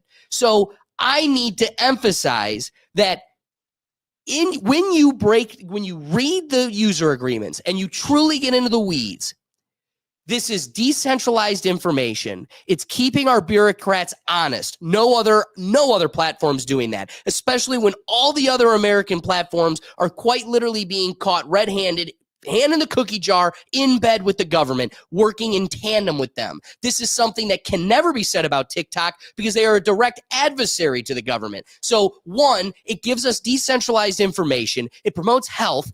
But if you were to at all engage with the TikTok shop, you would find that many of the products are promoting healthy, organic, different types of goods that you can't just go buy at Walmart or your local market. And so you're getting access to local but more healthy options, whether it's food or services. So I just rest on TikTok being the stronger platform altogether. And if we're going to take the position that these platforms are dangerous, we shouldn't concern ourselves with the country of origin and only concern ourselves with the boiled down facts, which are how much do they mine your data compared to anything else. I wish we had the time to do the direct comparison of Facebook to TikTok because it's starch. And the fact that I could give you right now 10 different examples of Facebook violating you and your public, but you can't come up with one for TikTok, that alone should be why it's the superior platform. So with that, go ahead and take 8 minutes if you want. 8 minutes if I like. So you fail to grasp my other point here that you can't hold TikTok as a Chinese conglomerate to the same standard as a United States corporation. The laws just don't allow it. You can't. We can hold Facebook and Google accountable. Do we choose not to? Absolutely. But we just simply can't, based on the country of origin in which this app originates. And you have a lot of trust with this app, a lot of trust in who's there, who's pulling the strings. At one point, you even mentioned YouTube was great. It was wonderful. You could see beheadings anytime you go to the bar. I don't necessarily agree. That's the basis of the best app in the world, but to each their own. Never said beheadings. Saddam Hussein hangings. Sorry. No, I would say a massive global event. Hey, this is my time. It's my time to talk. And so yes, you have a lot of trust in this app, and all these apps eventually do careen down to more control. They do eventually get worse. I don't trust any of these apps. My point is never, well, this is so much better than the other. It was never an A and B comparison. This was, oh, this is just bad, and now everything's starting to become this, and it's making everything worse due to the inherent nature of the way this delivers content to you. Yes, I think we do agree there isn't necessarily a virtue is 2 seconds shit, is 10 minutes shit. No. The delivery and the way most people interact with this app is very difficult. Once you're in a algorithmically controlled arena, it's hard to get out of it. It's hard to get to, well, now I'm getting TikTok dances. I can't just get Shakespeare like I want. And eventually, once you keep scrolling, the algorithms are going to start guessing. It's going to start throwing things at you. Yes, it looks at your eyeballs when you grimace at it, but there is an inherent nature to, a lot of people like watching, tits on the internet, and they like it. So eventually your app is going to direct you to that. You can start off with smart content. You can search your Shakespeare, you can search your whatever you want, but eventually it will go down to the dumb stuff, because that is what inherently the most amount of content on this app is. It's just dumb, regurgitated, trend chasing garbage.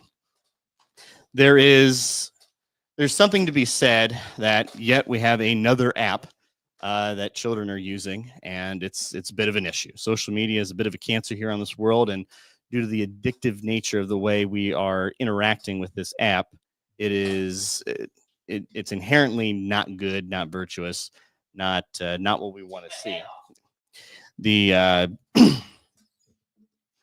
You mentioned that there is journalists that hold our politicians accountable. Yes, that in that one case it did happen. However, that's just I think the app's just more of a vehicle because of the amount of content you're going through, the amount of times you're surfing through it. It's not. I don't think it's inherently. It's not unique to that style of app. It's just what was popular at the time and what people are using. We saw a lot of this with Twitter. We saw a lot of this with Facebook. A lot, you bring up the Haitian thing. The Haitian situation in Springfield was a lot of that derived from Facebook groups that those individuals had agency and control what they were able to see. They were able to just join. Well, I want Springfield group for moms. That's it. I don't want anything else. They do allow you to just have that. Now with the way, again, this app orients itself, it does lend to other apps. It's got enough market share, it's able to enforce its own will, and with that is not positive. Like you bring up the music industry, TikTok's able to control the terms of production of the music industry. I don't find that to be good at all. In fact, I find that to be quite poor.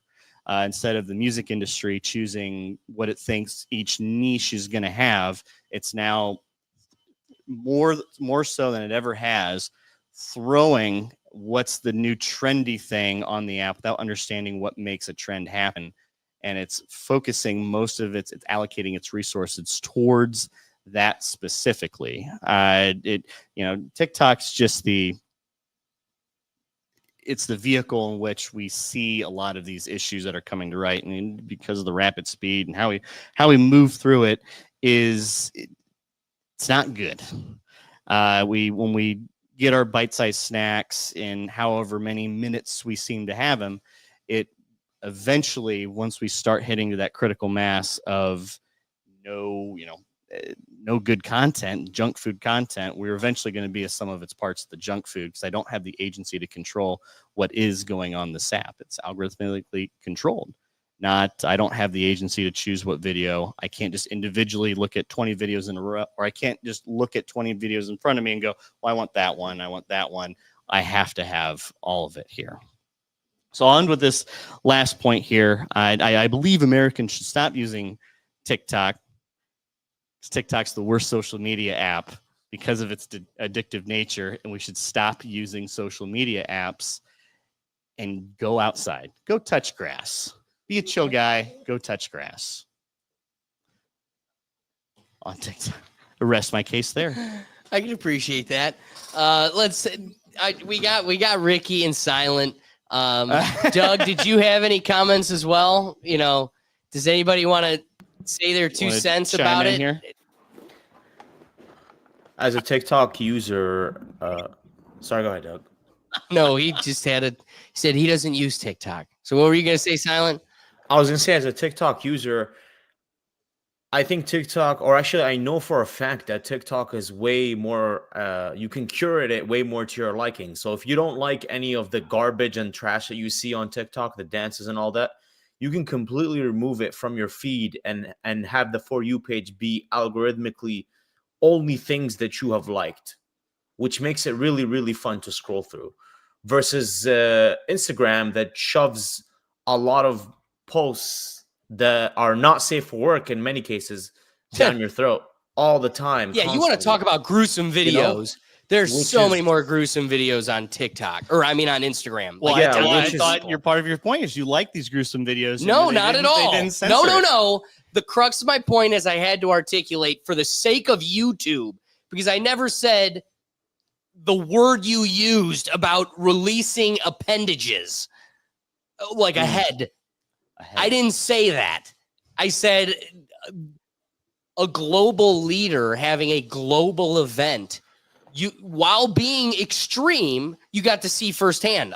Yeah, there's some war videos of Ukraine on TikTok, but it doesn't change the fact that if it was somebody being completely exploded, they would remove that. You're only getting that on Twitter. Yeah, I think we can both agree with that. You're only getting the Twitter is unregulated in that aspect. Is that better? Yeah. Not, should there be an outlet for it? Yeah, I guess if you really want to watch it, there should be a platform in which you should see that, or if you want to choose to see that. I think we can all agree we don't want that shoved in our faces. But when we use half naked women, or which there's a lot of half naked women on TikTok. But Silent's point stands true. You could scroll TikTok at work a lot easier than you could scroll Instagram. Yeah, and I also noticed that TikTok does not really show me things I don't follow, whereas Instagram constantly does. All the time, Instagram is showing me certain OF girls and certain algorithmically advertising their OF videos a lot, just because they get a lot of views, and the Instagram algorithm is just oh, this has a lot of views. Here, watch it. Even though it's not safe for work. Exactly. And that's happened to me a lot on Instagram. And it's a big reason why I don't use Instagram personally. I don't really scroll through Instagram anymore. I just scroll through Twitter or TikTok. That's it. What do you have any thoughts, Ricky? Can't What? you can't can you hear me? Yeah, we can Hey, hear Yeah, you. yeah, yeah, you're good. What Yeah. did you say, Cheney? Nah. But you can't blame everything on social media apps. You know what I mean? Parents gotta take responsibility and stuff like I that. like Like that. if you don't want your kid to see certain things, don't download the app. Put a guard on them to be able to download the app to their phone. To Yo, you're an adult, yo. I have I TikTok, love but that. I don't even scroll on TikTok. I have like over 100 messages on TikTok, and I You just don't check it because I'm just not a TikToker. right. You know, I'll post on there for the weekly stories and stuff in my story and stuff, but like I don't be on TikTok like that. I don't know the trends. Like the trends always come to YouTube. I'm a YouTube head. I can So, appreciate yeah. that. All right. All right. I think we fully exhausted this point. I think we did too. To its fullest extent. So we could probably keep the next topic a little bit more brief, but I think there's still a lot of meat on this bone. And so for this topic, we're discussing protesters that disrupt traffic. I'm gonna tell you, these folks are really a thorn in my side. And as a true blood American that wants to protect people's right to protest, I also, especially this position, it makes me take on the position that we need to have limits to protests. Like disrupting traffic, I don't know should be something protected. So what do I mean by this? I mean people throwing themselves in front of cars and then playing victim when the car does what a car does. Right? Like, are you not in the car? Like the car can't go in your living room. It can't go on the grass, but you can put yourself in the tax paid designated space for cars, and it's the car's fault for doing what a car does. I think this is a unique problem because it's illegal to hit someone with your car, but at the same time, it's not illegal to be on public property. So that this is where this hybrid. But it is illegal for you to jaywalk, and it is illegal on the books for you to be in the street. That's insane to me. It's impeding traffic. Like, isn't that a ticket? Yeah, it's a ticket. Like if I just went out in the middle of the intersection right now and just stood there, I would get a ticket. So this is a law in the books, but just like the summer of love when we were burning down Starbucks, it's just a law. While it's being violated, we look the other way because really it's a disruptive behavior we like or allow or want to flourish. What's up, Doug? I'm just noticing that 95% of these videos are all European videos too. Well, like, what the heck's going on there is my question. Well, I think the case is still the same. The ones that I've curated for today, like again, there's so many of these on the internet. But this, if you notice, they're all kind of wearing the same vests. This is all because, and we don't have the time to take a bite from this apple. But one of the topics that runs parallel to the news today is the over censorship by the English government. And so they cleared out their jails of like real criminals so they can make way for the social policing that they've implemented recently, where they're arresting people for memes that they share, posts that they put on Facebook, and like their censorship is skyrocketing. So there's all these protests going on currently to bring attention to this, but it's disruptive protesting. So again, you're talking about a guy that's in full support of what you're doing, and yet you've got me as an antagonist to your position. I'm on the other side of the V because I don't agree with the manner at which you're doing it. And so that's why, Doug, they all look European, is because they are. This is currently what's going on in Europe. And again, I'm this lady. I should be allowed to grab their ass and drag them. Because of traffic. Traffic, they're burning more fuel in traffic. What y'all protesting against. Like, I never understood that about these protests. Look at the line of traffic. That's a lot of gas being on the CO2 in the air. Yeah. And the same liberals that are pro the environment are like, yeah, but give them a chance. They're saying their piece. Well, I guess I have a hypothetical for you. Lay it on me. The theoretical square in China. Love this. They were protesting the government and stopping them doing government things. Yes, we look at videos like this and it's silly. We think it's obtuse. I'm just trying to get to work. I'm part of the climate problem, but by your definition, everyone's part of the climate problem by just existing. So there is no recourse here, and we're just going at two extremes at the end. But should we not be allowed to protest the thing in which the thing is ongoing, regardless of how annoying it is for everyone else? Because if we make it illegal to protest, in public places where they're cutting down trees or tearing down a monument or memorial, well, where does that first wait, no, I disagree with your point. Okay. Because what makes it a protest other than it's illegal? So when what you're trying to say is, well, we need to be able to protect the person from going on, we need to protect a person's ability to trespass, go on this lawn and tie themselves to a tree, because that's the beauty of protesting. Well, it's not like what they're doing is legal. It's still a trespass, but it's a crime being done in protest. So this is a crime being done in protest. It still is a protest. I'm saying, and this comes to the final video I have here, this is the dialogue. This, I think, is what's egregious. If you've got a person blocking traffic, they are breaking the law. You can't have police officers standing there with their hand in their pants, and they don't step up and insert justice until I commit a crime, aka assault the person. Assault being I grab them by their book bag and drag them out. No further extent than that. I'm going by the legal definition. I am in no way promoting extensive harm or physical injury. I am suggesting, but it's also a legal crime. So this person is committing a crime by disrupting traffic. And I don't know the language of what the actual crime would be of being in the road during, public traffic. I mean, you can't just wander through the road too. That's how they could detain you to ask, are you sober? Can I see your ID? The basis of all of that is because we think we've got freedom here. No, you actually don't have the legal right to mindlessly wander along or in the street. You aren't committing a crime, but now you have presented legally probable cause for me to detain you and investigate the situation. So I just bring it full circle to when you go, we need to be able to allow them to kind of break the rules and chain themselves to a tree.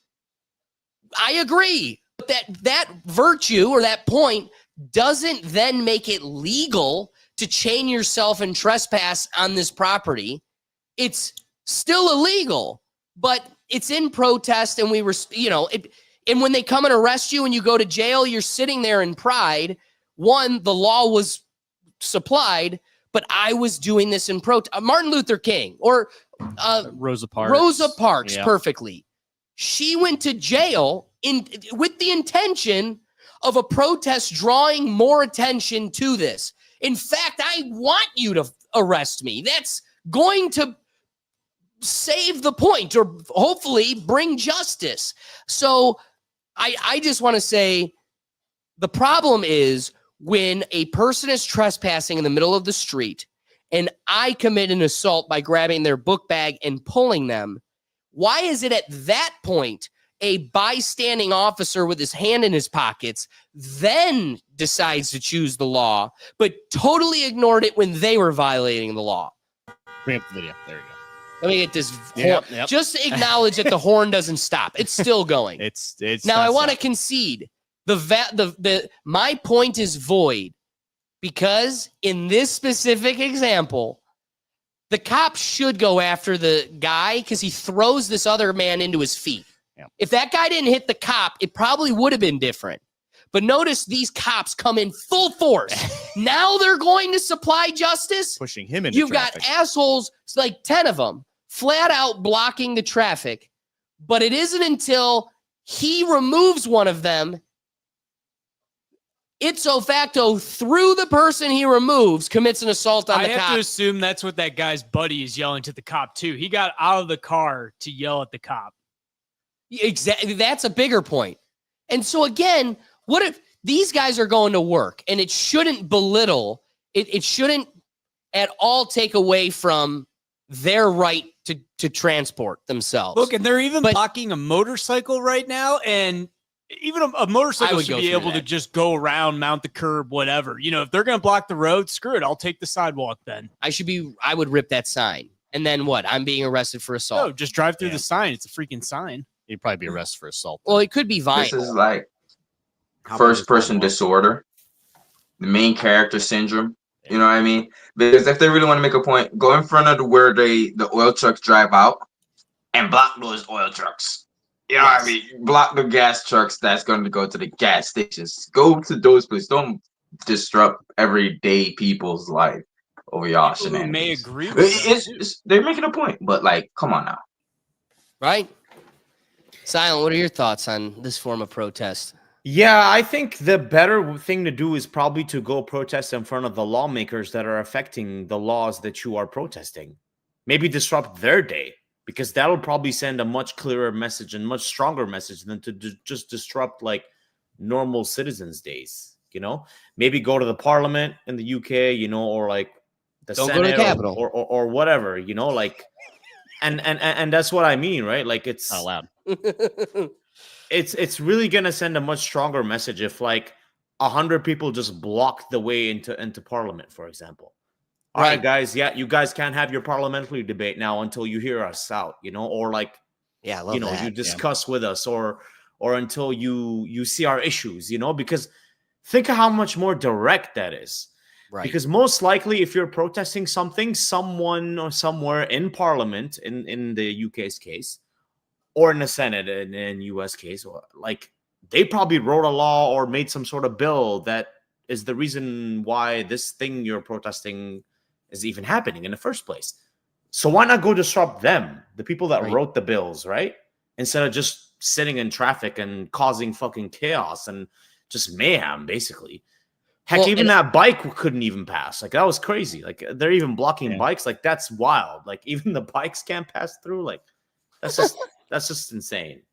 Well, and I love the point that you raise. I mean, you're giving alternatives that would not only have a stronger impact, but it would have an even lesser negative impact on the community. Absolutely. Because the bigger takeaway is you need to compel your fellow man to get on board with your position, to support your social cause. And you can have a whole line of people in that traffic that stand by your position and support your cause, and you're actually doing more harm than good, because I was having an emergency. My wife was having a blood clot and I needed to get her to the hospital, and you caused a stroke because I couldn't get there in time. So yeah, I agree with you that we should be aborting everybody 12 months after the fact, but I'm pissed that you ruined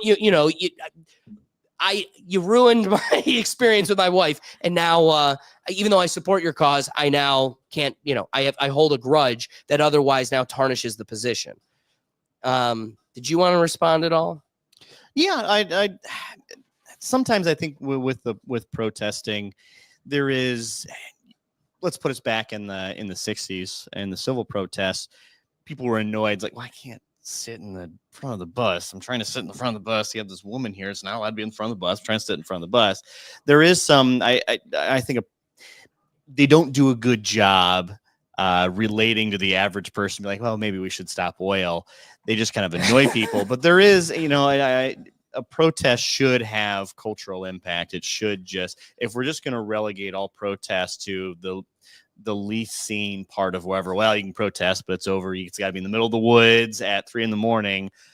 I don't think that's. But you don't think this is dangerous? I don't disagree. It's dangerous. It absolutely is. But there is a protest should reach the masses. The government should not tell you where you can and cannot protest. Now, there's consequences of your actions. So let me ask you this. Okay. You are having breakfast and you're about to cut your toast. Me and you are at Bob Evans. Yep. You're about to cut your toast. And right when you go down to cut your toast, I put my hand under your toast. Did you cut my hand or am I retarded? I think it would the onus would be on you. Huh. So we would agree that you jumping in front of my car isn't me hitting you, but you being retarded. Yeah, So why can't we just go? Like, that's, in my opinion, the major logical flaw in our legal system in regards to these crimes, because they're crimes. And the fact that you hold the man holding the knife as a higher aggressor than the person that throws their hand under the knife is absolutely insane to me. We can have conversations for over a year that cars are driving weapons, and you jumping in front of my multi-ton weapon machine is my fault magically. Yeah, but should you be allowed? You know, some of the in some of the videos you post here too, there is people who are just. I'm kind of moving you. I'm moving you with my car. Should we, should that be allowed? No, I think Here, I want to strengthen your position. Okay. Because as I talked it out with you, something that kind of sat with me is I make that whole position, but on the other side of the coin, if you hit a pedestrian in any way, right? You're going to a Browns game and there's just people walking everywhere. Yeah. And somebody jaywalks, which is illegal, and they just jump in front of your car. It's your responsibility as the licensed driver to be aware of your surroundings at all times. And if you could prove it with strong video evidence, that's about the only way out. But the threshold for proof is so high that really the rule of thumb is if you make contact with anybody, a pedestrian, not somebody else in a car, but in any way a pedestrian, somebody on a bike, somebody walking their dog, somebody jaywalking, it almost always 9 times out of 10 falls on the driver, even when it's not the driver's fault. So if that is the basis of that law, then I need to hold myself consistent with if 6 of them end up being assholes and barricading the street, you as a licensed driver have agreed to take on the responsibility of knowing, being aware of your surroundings, not driving through them. You have to, I don't know. Yeah, it's not good for a society to normalize hitting people with their car. Wait. But we have totally normalized on the other side of it, jumping in front of cars, stopping cars, disrupting its traffic. Yeah, in a sense, yeah. It comes down to what's the higher threshold of like bad. Like, we talked a lot about virtuous. Like, is not hitting someone with your car more virtuous than hitting someone with your car? I would say this is Darwinism, because there's literally nobody sitting cross-legged on that street that has cured cancer. I don't know. Is the teachers to my kids? Is a doctor. I mean, we're talking about the recluse of our society. I'm not allowed to say that. I guess we got to pretend that all the shapes of the snowflakes are worth, but But I think that also comes down to the court system too. They will, if this were to go into a trial, they'll see, okay, you're not there is intent with part of this. You're moving slowly. You're just trying to get out of the way. You're trying to go to work. You're doing your thing. I think the threshold of that in the court of law probably. And I don't want to say not guilty, but definitely you're not getting in as much trouble as you would be stopping people in front of traffic. I think the court system would benefit the person just trying to get to work. I'm not actually trying to hit you now. You jump in front of the car. Court system's not looking highly on that. You intentionally hit someone with your car. He's like, oh, that's a protester. Better go this way and get him. They're also not going to look high enough on you on that as well. But there is, I do like your point where, yeah, as a licensed driver, we do take on the responsibility to be aware of others on the road. Others on the road don't really have to be aware of us as the same threshold in a legal system. Right. Any wrapping thoughts? Because we got to get this to our final topic. The friendly feud is what everybody's been hanging on for. That's the most fun. Cool. Silent, Ricky? I think at the end of the day, the whole point of protest is to send a message. And I think to send a message to the lawmakers that are actually affecting the laws in which you are being affected by usually especially at a local level, I think protesting there is a much more effective idea. I mean, the truckers here literally went to the Capitol and they all blocked like government buildings mostly. But where they ended up being too annoying or too much of a nuance is they started blocking entire streets, right? Not just like government buildings and blocks. And that's when the government was like, all right, guys, you got to wrap it up. And they, shut it down pretty quickly. And I think had they just blocked government buildings, they probably could have been able to hang out there for much longer and kind of protest for much longer and send their message across for much longer than the short time they were allowed to do it. So in my opinion, I think if you're going to protest, do it inside a government building or in front of the government building, or at least where the lawmakers, have their offices or have their like, I guess, place of business or place where you can visit them and community centers and things like that, where those lawmakers actually are hanging out. Why don't you just go directly disrupt them? I think that's way, way more effective than disrupting an entire street or causing traffic. Well, does your opinion also last with like public spaces, like you said, government buildings, but like a park or a school? A school might be one of those big gray areas where do you think you should be allowed to protest in a school? Yeah, I think so too. Okay.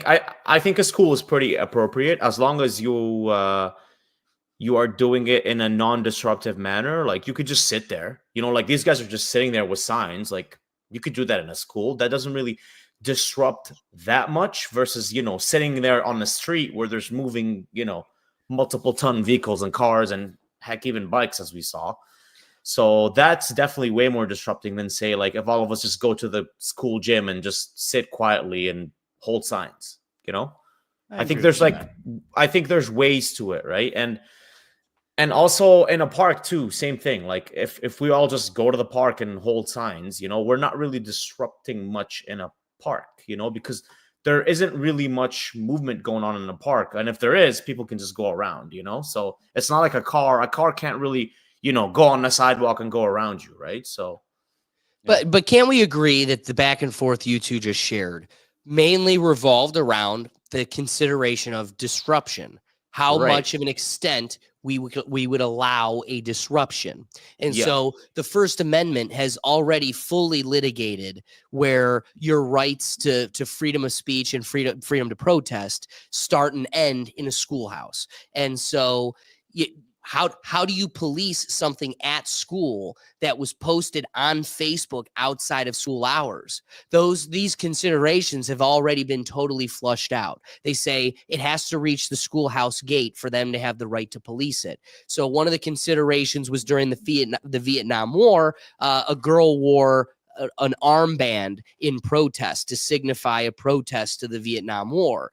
And the school intervened. The school tried to prevent her ability to do that. And through its litigation, we learned that this is a protected piece of protest, and the length at which they can police these protests are the extent at which it's disruptive. If it impacts the classroom and the ability to achieve the goal of school, then they can start to police it. But beyond that, they really can't. Within a dress code and everything else, there are limits. So the interesting thing, and that's why I only brought that up, is it all revolves around disruption. And yet we can completely and entirely agree that this is extensively disruptive. And for some reason, it's the only form of dangerous disruptive behavior that we protect as a protest versus any other form of protest. Do you have any other wrapping thoughts before we get into Friendly Feud? No, let's get into Friendly Feud. So, gang, I got bad news, but Doug's such a great producer. I looked at David. I go, Doug's gonna react. He's gonna be upset. I'm about to upset Doug. But you know what? I gotta say, he stepped in the role and become quite a good producer because he already internalized. He's like, let me guess. I'm not playing Friendly Feud anymore. I go, yeah, you got booted. There was a cat that tried leaving with my hat. And that's why I yelled during David's final conclusion, hey, don't leave with my hat. So the guy that left early is what is preventing Doug from being able to compete. Defend my title. Exactly. So, Doug, at least you're not losing your title. We're just having a prelim fight. And because of that, we're tapping in Silent and Ricky. So, David, it being your last round and you being the worst at any of our games we've ever done, but most importantly, Friendly Feud, you get to pick the litter. Pick your digital partner. Oh, my digital partner. Silent. No Diddy. Go. Let's go. Okay. He needed all the help he could get. All right, so it's going to be David and Silent versus Will and Ricky. David, if you could, can you brief us on your experience at the Indiana game? Oh, As, yeah. You know, Will, you can come do start some getting in college here football. too. Who doesn't love While some I college get us football prepped, talk? I just got to get some quick things going to get the Gotta grow your game show mustache? cards and everything else. Well, we'll make this you and me, Will. Yeah, how was the game? Great. Wonderful. Actually, I think my biggest takeaway. Come a little closer. Come a little closer. There we go. There we go. I think my biggest takeaway with the game day atmosphere. So there was a lot of talk. There was a lot of consternation with Ohio State fans that these noon games aren't really that great. They're not Big noon kickoff. The big noon kickoff was affecting. Yep. The fans, the rowdiness of the crowd, and I can anecdotally say noon kickoffs don't work. They're not great for crowd. The problem is especially in Ohio State this year, they've had a lot of top games being played at that outside of the Oregon game. Yep. Where I was pleasantly surprised. I thought Indiana was one of the more rowdy crowds of not even just this year, but just in my, Big tenure. They're hyped this year. Yeah. About a decade of, going to Ohio State games. This is one of the better ones. I wouldn't say it's the top. I'd still see, like Penn State, team up north, Oklahoma, a couple of the other games are better, but I think I was pleasantly surprised. I thought I was going in for a bit of a snoozer, but really, it was actually a pretty good crowd. It caused it cost me one or two false starts. So I wasn't, I wasn't left disappointed in that aspect of it. And I was also surprised how many Indiana fans were at the stadium. I would say is about 90-10, where I'm thinking it's like 95-5. Usually not too many teams really like to I travel. think it's not too far of a drive. Nope. It's a fairly easy drive. Especially 10-0, just signed a coach 8-year deal. Yeah. No, they're hyped.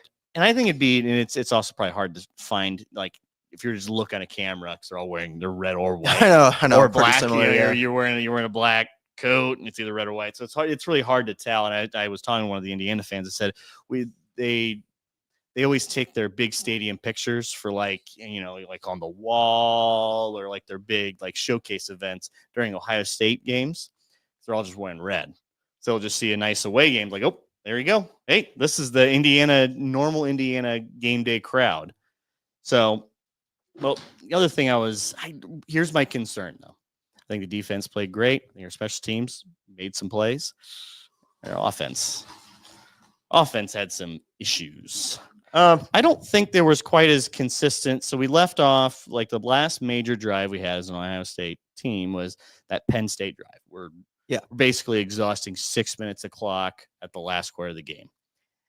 I haven't quite seen that since. We'll make some big plays, we'll make some big passes, but we're kind of boom or bust. We live or die by how much separation and how much time we can give Will Howard to throw the ball. We're not like running the ball like 5 yards at a clip. It's just not happening. I'm not the biggest fan of Travion Henderson. I don't think he's bad by any means. Oh, but we haven't quite found J.K. Dobbins' replacement in these recent years, and you've kind of seen that. I Kind of agree with noticed that. that. It's Ohio State. They get good recruiting. It's not like Travion's a bad running back by any means, but I was more impressed with Indiana's for as little offense as they had. Yep. He's a guy who get hit 1 yard and still gain 5. Yep. I think that's part of our issue too. When we ran into it seems like we either just suffocate them when they throw the ball, which I like that. But when they run, they'll dig. Outside of the Oregon game, Ohio State's defense has done a very good job at applying pressure. I agree. And I think a lot of that had to do with just mixing up looks, getting a bit more blitzing in there, rotating defensive linemen. Not only that, you think the first drive they played a lot of cushion defense, a lot of 2-zone, 3-zone deep. That is emblematic of a Ryan Day Ohio State team. Right. They will just let that first drive happen. And then second drive, start to send the dogs at them. Yep. And you could kind of see early on in the game, like I especially noticed, Indiana's problem. You're not going to get the recruits that Ohio State has. Yeah. NIL is great. You're going to be able to bring guys up. Big dogs on the front line, Yep. both sides. You could just see really size early and on speed difference. size and speed. You saw it from Caleb Downs. You know, I think Ohio State's gonna. I'm looking forward to the Oregon rematch. Me too. That'll be huge. All right, you turds ready? We're ready. Do do do do do do do do do do. Hey, what's going on, everybody? And welcome to another episode of Friendly Feud. Today is Thanksgiving themed because we're bringing in the holidays for all you folks, and I hope you're excited for a fun time. So today we're going to be breaking it down. David, you have an opportunity as being the greatest loser to ever play games on the Rethink Tank. We want you to get one dub.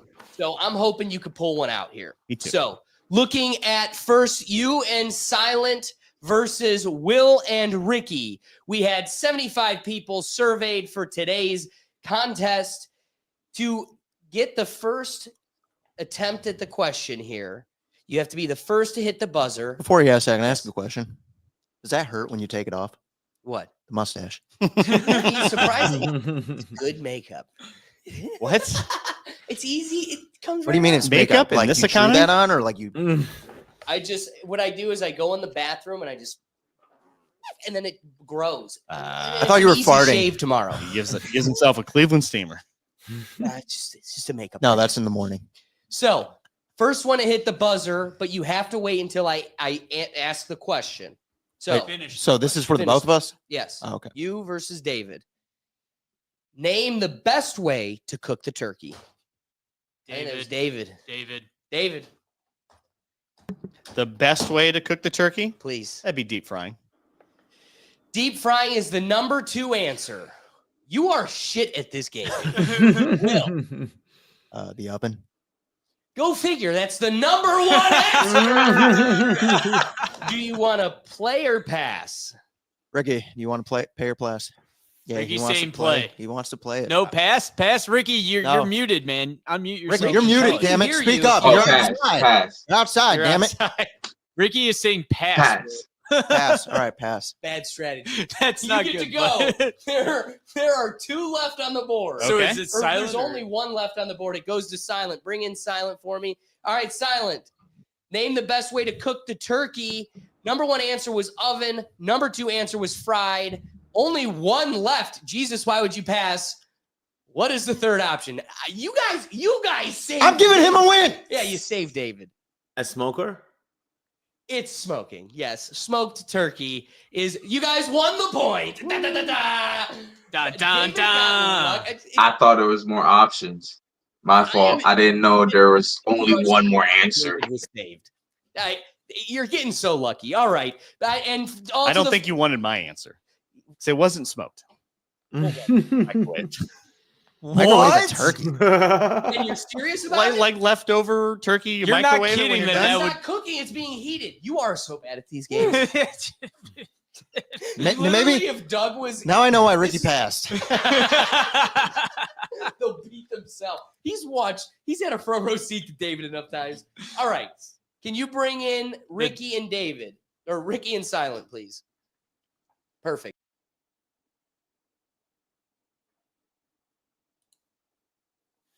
Pin W. So all you have to do is hit send. First one to get it in the chat to Doug gets to have the first attempt. Can't go until I finish asking the question. Name a popular drink served on Thanksgiving. Silent. Oof, silent. Silent. What do we got? Beer? Beer is the number 3 answer. There's 7 total. Do you want to play or well? Now it actually No. goes to Ricky. Yep. Ricky, There goes Ricky. pick one. Damn, bro. Name a let's popular go with drink served on Thanksgiving. Cider. Apple cider. You're in cider. Yeah. All right. That's the number 4 answer. Silence stays alive. This one goes to David. David, you gonna play or pass? Said 7, right? 7. 7. Let's play it. All right. Starting with David. Name a popular drink served on Thanksgiving. 75 people interviewed. 7 answers on the board. 3 and 4 are gone with beer and apple cider. Wine. Wine is the number one answer. Great choice. Nice. Silent, coming to you. Again, there's 7. Right now, you've got 1, 3, and 4. Wine, beer, apple cider. Name a popular drink served on Thanksgiving.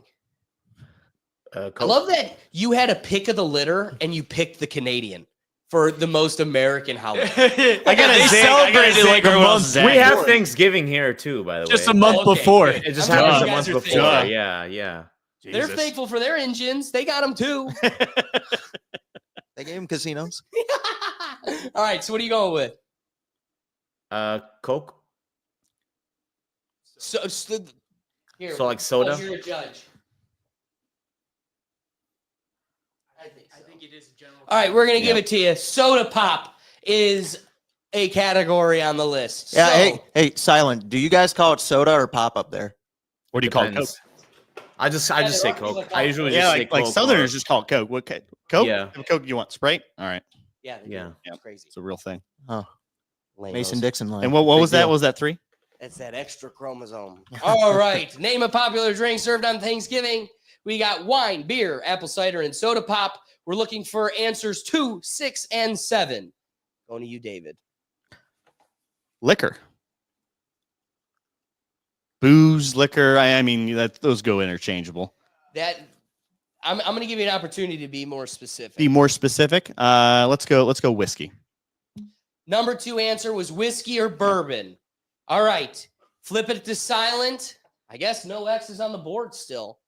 You've got all of the top answers so far. Wine, whiskey, beer, apple cider, and soda pop.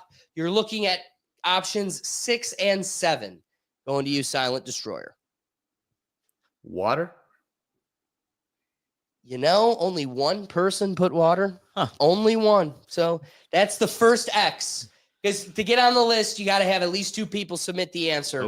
That's how I'm able to Ooh. avoid some of the most insane things. Dude. Some that could never be read aloud. All right, there's 1 X on the board. Looking at David, can you keep yourself alive? Name a popular drink served on Thanksgiving. Coffee. That is a Ooh. great one. Yeah. That is the number 7 answer. There is only 1 left. And it's probably the toughest one, but you'd be surprised how often this came up. So, Silent Destroyer, 1 X on the board. Can you name a popular drink served on Thanksgiving? Only 1 left. Vodka.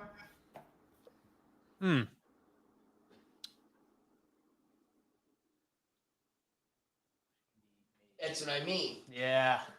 I don't know. That I'll leave that to you, Judge, or person that has a lookalike on TV that I can't name. This is really hard, I have to say. This is a tough one. Because predominantly it's an ingredient. I'll give you it's an ingredient in a drink and give you an X. You're wrong, but it could be used in this drink, or maybe even predominantly. But there's 1 X left. Going to you, David. You could win it or lose it, or give Will an opportunity to steal it. Can you name a popular drink served on Thanksgiving? Punch. Dude, you are so bad at this. He even gave you a hint, bro. It's not Major hint. I, That is so far from it. No, we did not give you vodka punch. All righty. Flipping it over to Will. Will, this is your chance to... Ricky. No, Ricky, it's It's you. Ricky. Oh, You no. have a chance to steal here. Can you name a drink often served on Thanksgiving? Unmute yourself too, Rick. tonic. Tonic? Just Yeah. the drink tonic? Wasn't it Ricky's guess? No, because he guessed against Silent. Oh. So Gin. Will is guessing. No. Okay. The hint was that vodka would be an He ingredient. he already said his too. Yeah. Bro, Tonic and I gin. can assure you I don't got it. So Yeah. whatever This whatever was it is. Okay, admittedly, I got this so many different ways, but martinis. I got an apple cider martini, pumpkin martini. Yeah, Like, that was there never in my easily mind. 23 I was gonna go with a Yeah, cranberry Yeah, that was. cocktail. I was either punch or cocktail. I had a Yeah, cocktail. that was always going to be the hardest one. So Yeah. it came down to you. Little You got specific. the points. Hey, you got to make it difficult for the other squad. I was like, I knew all 6, and then I hit 7. I was like, how the I thought coffee was the dark horse, and he said it right off, like way Yeah. quicker than I thought. I was like, well, Once water Coffee wasn't makes it, sense. I would now not it's have coffee. guessed. Yeah. What was it? Cocktail martini? Martini. No. Yeah. I don't think I've ever seen one drank. On Yeah, I Thanksgiving. don't think I've it's never like had cocktail. martini. I can see cocktail like You punch. said vodka, and I was like, So I was going to like, argue up to I'm high sure. hell. Like punch isn't it, but a cocktail is. What do you think cocktail is? What do you think punch is? Cocktail? All right. No, I've never thought No, of. I think as a punch is like cocktail. Hawaiian with like the guy surfing on it. Yeah. No, but like the I think punch of bowl. Juice in the driveway after basketball. Okay, coming to you guys. Look at your buzzers. David and Wilbur. Yay. Can you name a popular Thanksgiving side dish? I thought it was David too. Yeah. I thought it was All right. David. Yeah. Name a popular Thanksgiving side dish, David. Stuffing. Stuffing, the number 3 answer, Wilbur. Mashed potatoes. Mashed potatoes is the number 2 answer. Oh, They I you love want to mashed play or potatoes. pass? Let's go. Yeah, we're gonna play. All right, this time they're going to play it. That probably would have been the better strategy the last time, but it's okay. I defer to my defensive coordinator. He was wrong. Oh, I thought it was microwave. Anyway, name a popular Thanksgiving side dish. We have the number 2 and 3 answer, mashed potatoes and stuffing. Ricky, what do you got for us? Mac and cheese. Mac and cheese is the number 4 answer. Way to go. Way to go. Wilbur, name a popular Thanksgiving side dish. I'm just trying to think of what I ate Thanksgiving. It's very limited. Dude, I can name like 5 off the top of my head. I'm ready. Shocker. Oh, bro. Doug, you want to phone in? Shut the fuck up, There is Doug. no phone a friend. Game.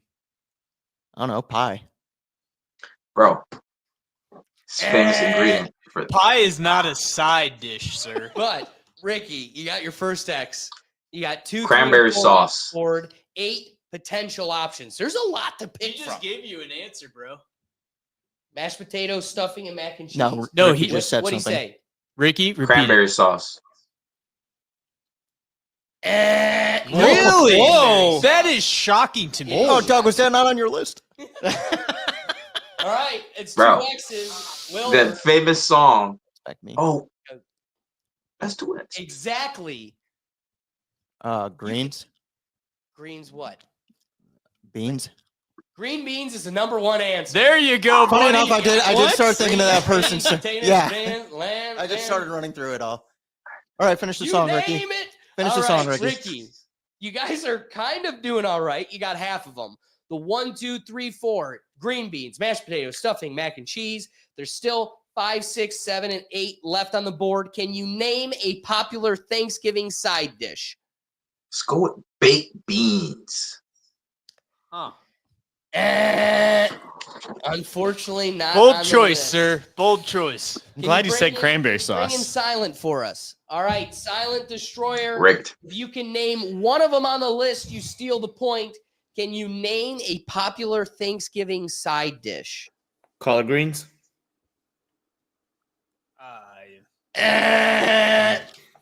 I mean, That's probably I would put considered that the with green beans. Yeah. But the number, all right, so you had the number 1, 2, 3, 4, green beans, mashed potatoes, stuffing, mac and cheese. Number 5, gravy. Number 6, beets. Number 7, cornbread. And number 8, sweet potato casserole. Sweet potato See, I wouldn't consider- casserole. I mean, would I have just agree said with all sweet those. I don't know if potatoes. gravy is a side dish. I wouldn't consider gravy. I would have I just wouldn't said consider sweet gravy potatoes. a side Surprised dish how many either, people put it down. And no one put cranberry sauce? And who does beets? Which you would think. Who does beets? I wouldn't even be mad if you went to me like cranberry sauce. No, you lose. I would think gravy is like a dressing. Yeah, listen, Right. It's not so much a side. Yeah. leave it to the 75 folks that did their social justice and answered the survey. For those that ignored the survey, it's your fault. So I blame you. You could have had whatever you said, beets, no, cranberries, but you didn't answer it. Anyway, going to the guys on the screen, our digital folks, W's in the chat. Can you name a popular Thanksgiving dessert? Ricky. Mm. Name a popular Thanksgiving dessert, sir. Let's go with. Do I have to be specific with my pie? I would be. All right, let's go with a pumpkin pie. That is the number one Ooh. answer. You take the cake Good or answer. the pie. Good answer. Which way do you want to go? Play or pass? This is all on my guy Will. You know what I mean? Oh yeah, way to defer. We'll play it. All right. Going to Wilbur. You got the number one answer off the board. There's 8 potential options. Can you name a popular Thanksgiving dessert? Well, I like to pair my pie with ice cream. What pie? You know what? Cheers to you. That actually didn't make it on the list. Yeah, But that was a good- all you people voted fucking suck. What type man. of pie That's did all Will I'm saying. say? What type of Who pie? raised y'all? Ice cream. Oh, ice cream? Who- Oh, fuck yeah, bro. Compared to what's on this list, you'd think it would have made it. Dude, these aren't American Yeah. families voting in this list. These are No, not it's American. all- Why do you think I picked the Canadian? So it was bad. All right, Ricky, 1X on the board. You only got pumpkin pie. Can you name a popular Thanksgiving dessert? Let's keep it in the pie. Let's go with a sweet potato pie. I was gonna say no to that one, bruh. Ooh. Woof. All right, we got 2 Bruh. X's on the board. Going They to ain't Wilbur. cultured. All right, my favorite pie, banana cream pie. I doubt that. You're made it. serious? That's my favorite pie. Yeah, You no don't way, have your bro. favorite Will, pie that's on my favorite Thanksgiving pie, all the too. time. I have it every Thanksgiving, All right. every time. You should've took So survey. I guess I'm the wrong family. You hang out with the Canadians, I guess. All right. It goes to Silent. Silent. You have the chance here to steal the point if you can name one of the 7 potential answers still on the board. Can you Toasted, name a popular Thanksgiving dessert? toasted marshmallows. Bro, you So guys you are are on. Canadian. Probably not what I would have chosen. How do you even serve that You toast beyond the marshmallow. campfire? He's Canadian. He doesn't do our Usually- Thanksgiving, man. Usually they bake it in an oven. Wait, you just bake marshmallows? Yeah, Marshmallow casserole. Dude, I've done that. yeah. Yeah. Well, sure. Okay, whatever. I'm the asshole. I don't know if people do that on I'm gonna Thanksgiving. heavily X you. Wrong. All right. Ooh, toasted I marshmallow. can't wait till the Christmas episode where we all guess everything wrong. Yeah, this has been. This You this is needed- the only way David can. You compete. needed me out there. Yeah, it's true. Doug, you keep us grounded. So, looking at all the answers still on the board, name a popular Thanksgiving dessert. Ricky nails it with the number 1 answer, pumpkin pie. And don't forget, Ricky and Will keep the point because Silent and David couldn't steal it.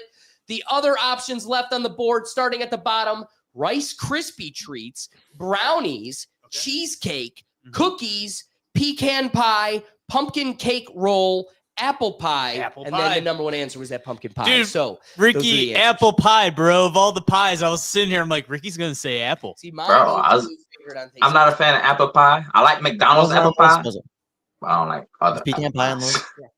Oh, was I don't remember hearing that. I love He it. just- You lost me at Rice Krispie treat. I was like, Halloween, cool. We're back. Yeah. We're so back. So technically, Will and Ricky have 2 points. David and Silent have 2 points, and we now have a tied game. So hopefully we don't have to go to the tiebreaker. We've got 3 others queued up. We're going to you guys here in the studio. First one to hit the buzzer. Name a popular activity people do on Thanksgiving. We don't do shit on Thanksgiving. What do you got, David? Microwave. Cooking. Yeah. Cooking. Cooking. Yeah. What do you got? What? Watch football. Watch football / play football is the number 1 answer. You're gonna Jesus. play or pass. Oh, Ricky, we'll play. No, Ricky, I think is oh yeah, okay. All right. Going Stop to saying what he's doing because you were almost wrong the Ricky's first like time. making these pass movements. And I was gonna say pass it, but I trust in you. All right, so Ricky, you're up first. Ricky, speak up. My God. You're outside. Oh, my You fault, were man. outside. Ricky, can you name a popular activity people do on Thanksgiving? Eat, bruh.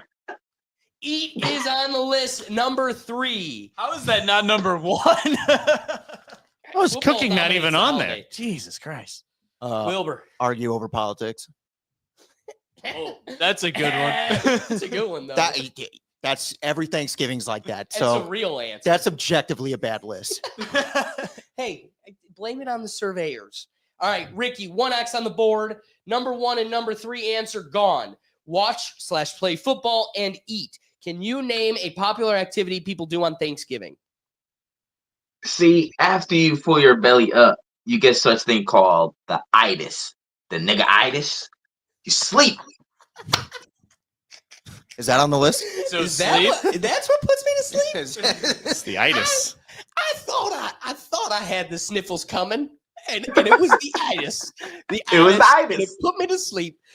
You were right. What? That's on the list. What? So going to Wilbur. Wilbur, you got only 2 left on the board. Can you name a popular activity people do on Thanksgiving? What 3 were said? I already forget. Watch or play football, eat, and sleep. Drink. It's a good one. That made it on the list last year, but not on the list. I hate these people. Ricky's face. I honestly, I hate these people. 2 X's. Ricky, can you keep your team alive? Can you name a popular activity people do on Thanksgiving? See, it's time thought for he when just family left. comes together, right? So I'm gonna say, watch a movie. I love it. I love where your heart's at. It's wrong. If he starts it off with that, it's wrong. That's a good guess. Wrong. Wow, I wish All right. I'd. It goes to David, right? David? That's me. Yeah, no. All right. David, if you can get one of them on the list, you get to stay. You steal the points. I steal the point. Name a popular activity people do on Thanksgiving. Travel. Ooh.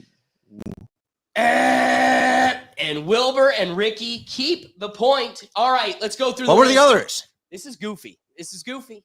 Last one was an interesting one, but I think studio may appreciate it. All right, name a popular activity people do on Thanksgiving. Number 1 answer was watch or play football. Second answer was watch the parade. Thirdly, eat. Fourth, sleep. And the 5th answer, which you'd be surprised how many people put this, Right. burn the greenery. We'll just put it like that. What? What? Okay. Wow. Burning some shrubs. Wow. Was that Oh, I vitamins? guess I'd make the list with that I many. didn't- Listen, I'm The- always hesitant. Hey, everybody goes on a Yeah, walk during it's- Thanksgiving, though, That's right? exactly Right, that's how it's many true. people go Go on for a it. walk Go with for all it. the leave emojis. Dude, Yeah. I yeah. try to avoid this like topic, the admission on the show. Mhm. But the truth is, there were so many people that put this. It was like, I can't ignore it. Bro, we all Wait, consuming the vitamins, dog. Chill. Consuming the vitamins. All right. Ricky, you guys are slowly taking the lead. David, you got to deliver on this round if you have a chance of keeping yourself alive and maybe winning one Rethink Take battle. Is it back to buzzer? It's you two here in the studio, right? Or did we just do that? No, it should be Ricky. Yeah, it's All right, Ricky and Ricky Silent. and Silent. My apologies. Ricky, Silent. W's in the chat. First one to get it in. What company is best known for Black Friday deals? That would be Ricky, sir. Ricky, what do you got? Macy's. Best colognes, all top notch, gifts, everything. Macy's. Is this on? Wait, but Macy's does the Thanksgiving parade, so I'm really But do they surprised. do Black Friday deals? That's the inquiry. True. What company is best known for Black Friday deals? Silent. Can you peg the board? Amazon? He nailed it with the number 3 answer. David and Silent, do you want to play or Wait, pass? Macy's wasn't on it at all. Let's play. They're playing. We're playing it. There's only 3 answers on the board. You have the Oh. number 3 answer gone. Gone. We're looking for number 1 and number 2. David, what company is best known for Black Friday deals? Best Buy. Best Buy is the number 2 answer. You guys are whittling it down. Good one. Circling the number 1 answer. Silent. Can you keep the momentum? What company, number 1 answer, is best known for Black Friday deals? Walmart? They did the sweep. Walmart, Best Buy, and Amazon. Now we got a competition. Can David leave this studio not a loser for once? Ricky, you're That'd be muted. Cool. I'd support him if he could. All right. This is the big tiebreaker. All right. Great. It's just between you two. This is the tiebreaker. We're not playing the full round. First one to hit the attempt, the person with the highest ranked answer takes the dub. Again, don't hit the button until I finish asking. Name a tribe native to America. Will. Yeah, you got it. Cherokee. Cherokee, you have a chance at stealing it. That was the number 2 answer out of 5. Name your engine. Would you like to The phone ne- your teammate? For all the marbles. I think this was the only one I commented on. Like, if the only one, I was like Cleveland. The Navajo. That was the number 4 Ah. answer. Oh, can I Number- guess? Can yeah, I guess guess. what number 1 is? Hang on. The Mohicans. Didn't even make the list. Oh, but you were the last of 'em. Mohicans. Nah, number 1 answer was Chippewa. Number 2 was Cherokee. Number Chippewa. 3, Apache. 4 was Navajo. And 5 was the Iroquois. Well, David leaves this place a loser once again. Some Defeated. things never Everything change. take away. Undefeated and defeated. So, guys, I appreciate this was a late one, and I appreciate everybody that hung on till the end. That's what makes this all fun. Going into the comments and bringing another aspect and dynamic to the dialogue is exactly what we're here for. Hey, real quick, bring in Ricky and Silent before I totally close it out. Ricky, Silent, tell them where you can find them or where they can Man. find you. To the people of the world, man, just another day TV. I have one more show until I'm out of the country. So, we're going to be on the road. And W's in the chat. W's in the chat. David, I will miss you, Brody. We'll miss you too, and your humor. And we will want you inside at some point. Silent. Tell My them where they nigga, can find you. David. My nigga. Kick.com/Silent Destroyer. We're live every single day. I love it. I love it. So, guys, thank you again for joining us. We go live every Tuesday at 7 p.m. But we also got our Sunday shows. Will and I do the Sunday football review with Doug. Doug and I, before that, have the Rethink Actions. Hey, Little palate Alex. cleanser. Yeah, Ricky, what's up? Can I get speech? David, speech. Pharaoh, Yeah, give us a speech, David. speech before you leave. Oh, Before I okay. close Oh, it out. absolutely. I'll take the floor here. It's been an absolute pleasure and honor debating and getting our political musings or pop culture musings. All the people on Instagram that think I am of a political orientation because of something I repeat or post on on Instagram for you. Woo! There's been a couple, and I don't know what annoys me more: people who think I'm very liberal for posting this, or people who I think I'm very conservative for posting it. I don't know which annoys me more, and they all want to talk to me about it. Win in the moderate I position. can't win in the moderate position, but damn it, do I try? Damn it, do I try? Doug, you've been a great producer. You've been, we had some trials and tribulations first couple times you're out here, but I think you've got her nailed down. I think you're in good hands here, Alex.